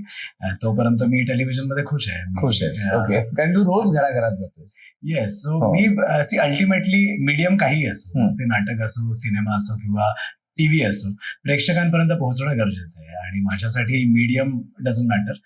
माझं आणि प्रेक्षकांचं जे बॉन्ड आहे ते स्ट्रॉंग होणं गरजेचं आहे आणि मी प्रेक्षकांपर्यंत पोहोचतोय टीव्हीमुळे. सो नो कंप्लेंट्स, मी खुश आहे. पण coming back to cinema, so नक्कीच आवडेल मला सिनेमा करायला आणि काहीतरी वेगळा विषय करायची इच्छा आहे. सांगायला हरकत नाही, आता विषय निघाला, प्रश्न विचारलाच आहे, तर मला हॉलिवूड स्टाईल काहीतरी करायला आवडेल. आतापर्यंत झालं नाही किंवा झालं असेल तर माझ्या नॉलेजमध्ये तरी नाहीये, पण नाहीच I think. So Hollywood style international लेवलचं काहीतरी शिकायला मला आवडेल. अजून जर थोडंसं याबद्दल सांगायचं झालं तर जसे बॉन्ड पट, जेम्स बॉन्डचं कॅरेक्टर आहे किंवा मिशन इम्पॉसिबल सिरीज आहे, जे इथन हंट, जे स्पाय थ्रिलर ऍक्शन, असा काहीतरी सिनेमा मला मराठीत करायला आवडेल जो मराठी इंडस्ट्रीचं चित्र बदलेल. सो मराठी इंडस्ट्रीचा एक वेगळा चेहरा लोकांना बघायला मिळेल की मराठीत सुद्धा असे सिनेमे बनू शकतात. करेक्ट. असं काहीतरी मला करायचंय. जसं आपण आता साऊथ इंडस्ट्रीमध्ये असे सिनेमे बनतात, अशा लेवलचे सिनेमे बनतात जे हिंदीला सुद्धा मागे टाकतात आणि त्याची लेवल म्हणजे ती कमाल आहे. ती इंटरनॅशनल लेवलच्या त्या फिल्म्स आहेत आणि बघून वाटणार नाही की ही एक रिजनल फिल्म आहे. साऊथ इंडियन कन्नडामध्ये किंवा तमिळमध्ये बनतात, रिजनल फिल्म बेसिकली. मराठीमध्ये आपण ग्रासरूट लेवलचे सिनेमे बरेच बघितले, ते विषय बरेच बघितले आणि खूप उत्कृष्ट विषय आहेत ते, जे प्रत्येकाच्या मनाला भिडतील आणि आपण रिलेट करू असे सिनेमे बनतायत, यापूर्वी बनलेले आहेत.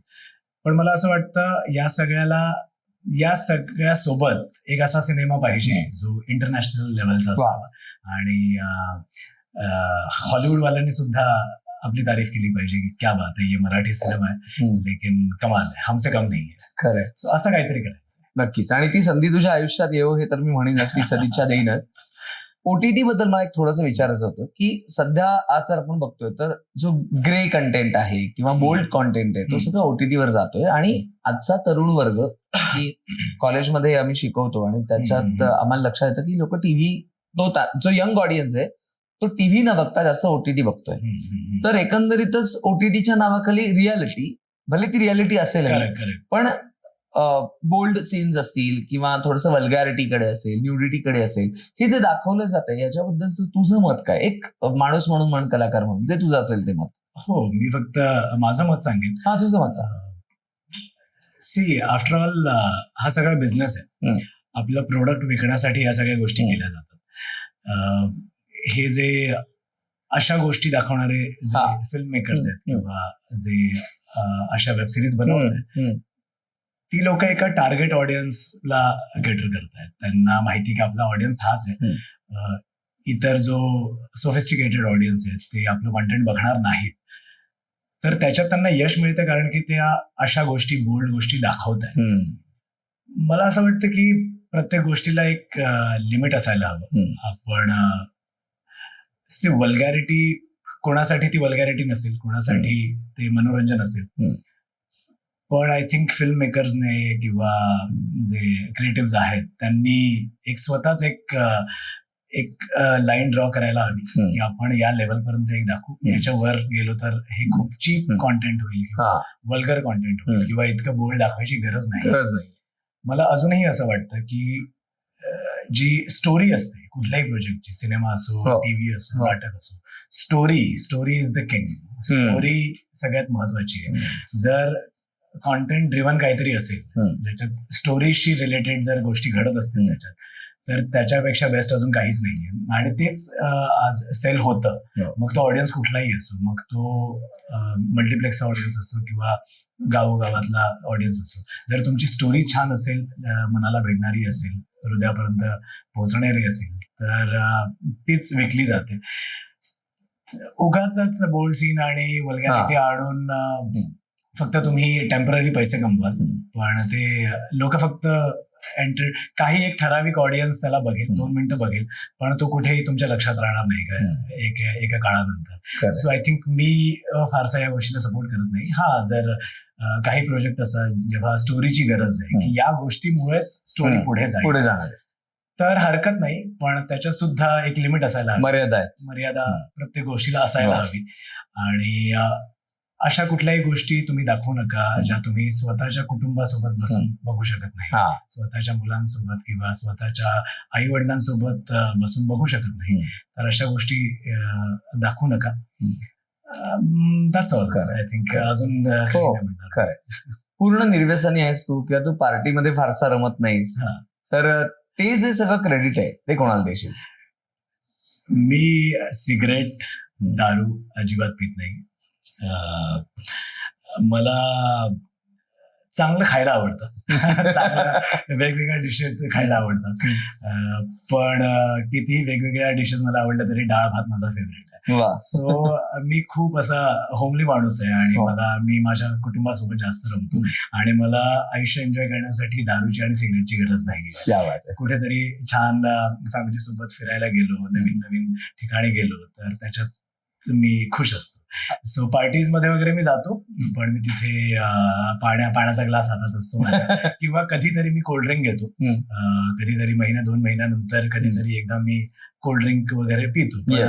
अदरवाईज मी ज्यूस वगैरे एन्जॉय करतो. आणि चहा मला खूप आवडतो.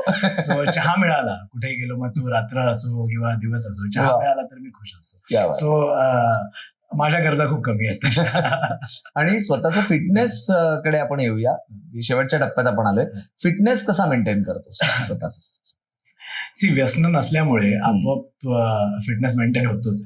आणि मला घरातलं जेवण खूप आवडतं, होम कुक फूड मला खूप आवडतं, पण आठवड्यातून एकदा मला रेस्टॉरंटमध्ये जायला सुद्धा आवडतं. मी बाहेरचं खातो रेस्टॉरंट मधलं, पण ते खूप प्रमाणिक, म्हणजे खूप लिमिटमध्ये खातो. मला कॉन्टिनेंटल डिशेस, चायनीज डिशेस या सगळ्या आवडतात. पण त्याचबरोबर मी व्यायाम सुद्धा करतो, त्याचबरोबर मी जिमला सुद्धा जातो, एक्सरसाइज सुद्धा करतो आणि आठवड्यातून 3 ते 4 दिवस जिम मध्ये मी जाण्याचा प्रयत्न करतो. आणि येस, मी खूप सिम्पल ठेवल्यात गोष्टी. असं काही मी माझं शेड्यूल बनवून नाही ठेवलं की मला या वेळेला या दिवशी हेच करायचं नाही. जसं माझा मूड असेल तसं. कधी जर माझा मूड नसेल तर मी जिमला जात नाही, मी फक्त रनिंग करून येतो. कधी माझा मूड असेल की नाही आज मला वजन उचलायचं आहे, आज खूप स्ट्रॉंग फील करतोय मी, तर मी कधी 1.5 तास मग व्यायाम करतो. किंवा कधी मी खूप ताव मारून जेवतो. कधी कधी मला असं वाटतं नको 2 दिवस आपण खूप पोट भरून जेवलंय, आज जरा उपवास करूया, आज जरा डाएट करूया, आज फास्टिंग करूया. मग कधीतरी मी एकच मील घेतो दिवसातून. तर मी असं काही फिक्स ठराविक माझं शेड्यूल नाहीये. माझ्या मूड वाईज मी गोष्टी ठेवलेल्या आहेत आणि खूप सिम्पल ठेवलेल्या आहेत. मी असं काही फिक्स शेड्यूल बनवून ठेवलं नाहीये. मुळात काय आहे ना, माझी फिलॉसॉफी ही आहे की आयुष्य खूप सिम्पल आहे, तुम्हाला जगता यायला पाहिजे. आपल्या कृपासंवाद या पॉडकास्टचा एक महत्वाचा सेगमेंट आहे. कसं असतं बघ, या आयुष्यात अनेकदा चढ-उतार तू पण फेस केलेले आहेस. कधी काम असतं, कधी काम नसतं. आता तू जसं मगाशी म्हणालास की त्याला आपण डिप्रेशन असं उगाच म्हणतो, पण त्या काळात डिप्रेशन हा शब्द नव्हता. तर या सगळ्या परिस्थितीनं, कठीण परिस्थितीनं मार्ग दाखवण्यासाठी आपल्या आयुष्यात कोणीतरी असं असतं की जे आपल्याला सांगतं भिवू नकोस, मी तुझ्या पाठीशी आहे. तर तुझ्या बाबतीत भिवू नकोस, मी तुझ्या पाठीशी आहे असं सांगणारं कोण आहे? तुम्हाला या पूर्ण इंटरव्ह्यू मध्ये एक गोष्ट कळली असेल की माझी फॅमिली आहे. येस. माझी फॅमिली माझ्या पाठीशी आहे. मला अजिबात घाबरायची गरज नाहीये. आय एम ब्लेस्ड की माझ्यासोबत माझ्या पाठीशी ही माझी माणसं आहेत. माझे आई बाबा, माझा भाऊ, माझी फॅमिली, माझी बायको, माझी 2 मुलं, आणि ही लोक आहेत तेच माझं घर आहे. बरोबर. म्हणजे जिथे ही लोक आहेत तिथे मी आहे. बाकी मला मग आयुष्यात कुठलीही सिच्युएशन मी फेस करू शकतो जर ही लोक माझ्यासोबत आहेत. बाकी इतर कोणाची मला गरज नाहीये. सो आय थिंक या प्रश्नाचं उत्तर हेच आहे की माझी फॅमिली, माझं कुटुंब. खरंय खरंय. आगामी प्रोजेक्ट काय आहेत आता? बघू आता लवकरच आहे. आता सर्चिंग चालू झालंय परत? नाही, काही गोष्टी जोपर्यंत पेपरवर तोपर्यंत सांगण्यात अर्थ नाही. ओके. मला डायरेक्ट प्रेक्षकांना सरप्राईज द्यायला आवडेल. Very good. मग तो सिनेमा असो किंवा काही असेल. सिरियल. अच्छा, थोडस काहीतरी बोललायस म्हणजे. क्या बात, हरकत नाही. सरप्राईज आहे. नक्की. मी सुद्धा वाट बघतोय आणि मला सुद्धा जास्त वेळ प्रेक्षकांपासून लांब राहायचं नाहीये. खरंय. सो लवकरच नवीन प्रोजेक्ट मध्ये प्रेक्षकांना मी दिसेन. पण मला तुमच्या या माध्यमातून मला प्रेक्षकांचे आभार मानायचे की जे प्रेम मराठी प्रेक्षक मला देत आहे आणि देत आले त्यासाठी मी खूप थँकफुल आहे. Thank you so much. I really hope प्रेक्षकांचं प्रेम माझ्यावर असंच राहील. माझ्या कामावर ते नेहमी प्रेम करत राहतील. नक्कीच राहतील. आणि आता अगदी शेवटचा प्रश्न की आज अनेक महिन्यांपासून आपलं जे चाललेलं होतं की आपला पॉडकास्ट करायचा आणि कृपा संवाद तू आलास. तुला आता हा सगळ्या गप्पा झाल्यानंतर सांगतेच्या टप्प्यावर आपण आलोय. तुला आता या क्षणाला हा सगळ्या आपल्या गप्पा कशा वाटल्या? मी खरं सांगू का, मला वाटलंच नाही आपण इंटरव्ह्यू करतोय. मला असं वाटलं की आपण 2 मित्र बसलेत आणि आपण गप्पा मारतोय. आणि मी तुम्हाला आताच थोड्या वेळापूर्वी सांगितलं की मला कॅन्डिड गप्पा खूप आवडतात. मला असं उगाच ठराविक काही प्रश्न किंवा अभ्यास करून आलो या प्रश्नाचं की मी असं उत्तर देईन, मला असं आवडत नाही. मी जो आहे तो तुम्ही बघितलं, प्रेक्षकांनी बघितलं. आणि मी खूप सिंपल माणूस आहे आणि मला माझे मित्र खूप कमी आहेत. तर तुमच्या मुळे मला एक नवीन मित्र मिळालाय आणि आपण फोनवरती बोलत होतोच, पण आज प्रत्यक्ष खूप छान गप्पा झाल्यात आपल्या. आणि मला खूप आनंद होतोय की आपल्या या छान गप्पा झाल्या, हा छान एक इंटरव्ह्यू सेशन झाला. आय एम व्हेरी हॅपी आणि thank you for having me. Thank you मला इथे बोलवलं. आणि आय रिअली होप आपण यापुढे सुद्धा नक्कीच कनेक्टेड राहणार. नक्कीच. आणि आपण जे कृपा संवादला येतात त्यांना एक छोटीशी भेट देत असतो आणि स्वामींची कृपा तुझ्यावर राहावी म्हणून स्वामींची प्रतिमा ही आम्ही तुला देतोय. स्वामींचे आशीर्वाद तुझ्या पाठीशी राहावे ही आपण सदिच्छा करतो. त्या भेटीचा स्वीकार करतो. ही स्वामींची प्रतिमा आम्ही नेहमी देत असतो कृपा संवाद ज्यांना बोलावतो. तर या छोट्याशा प्रतिमेचा तू स्वीकार कर. स्वामींचे आशीर्वाद तुझ्या पाठीशी असतील. Thank you so much. वा.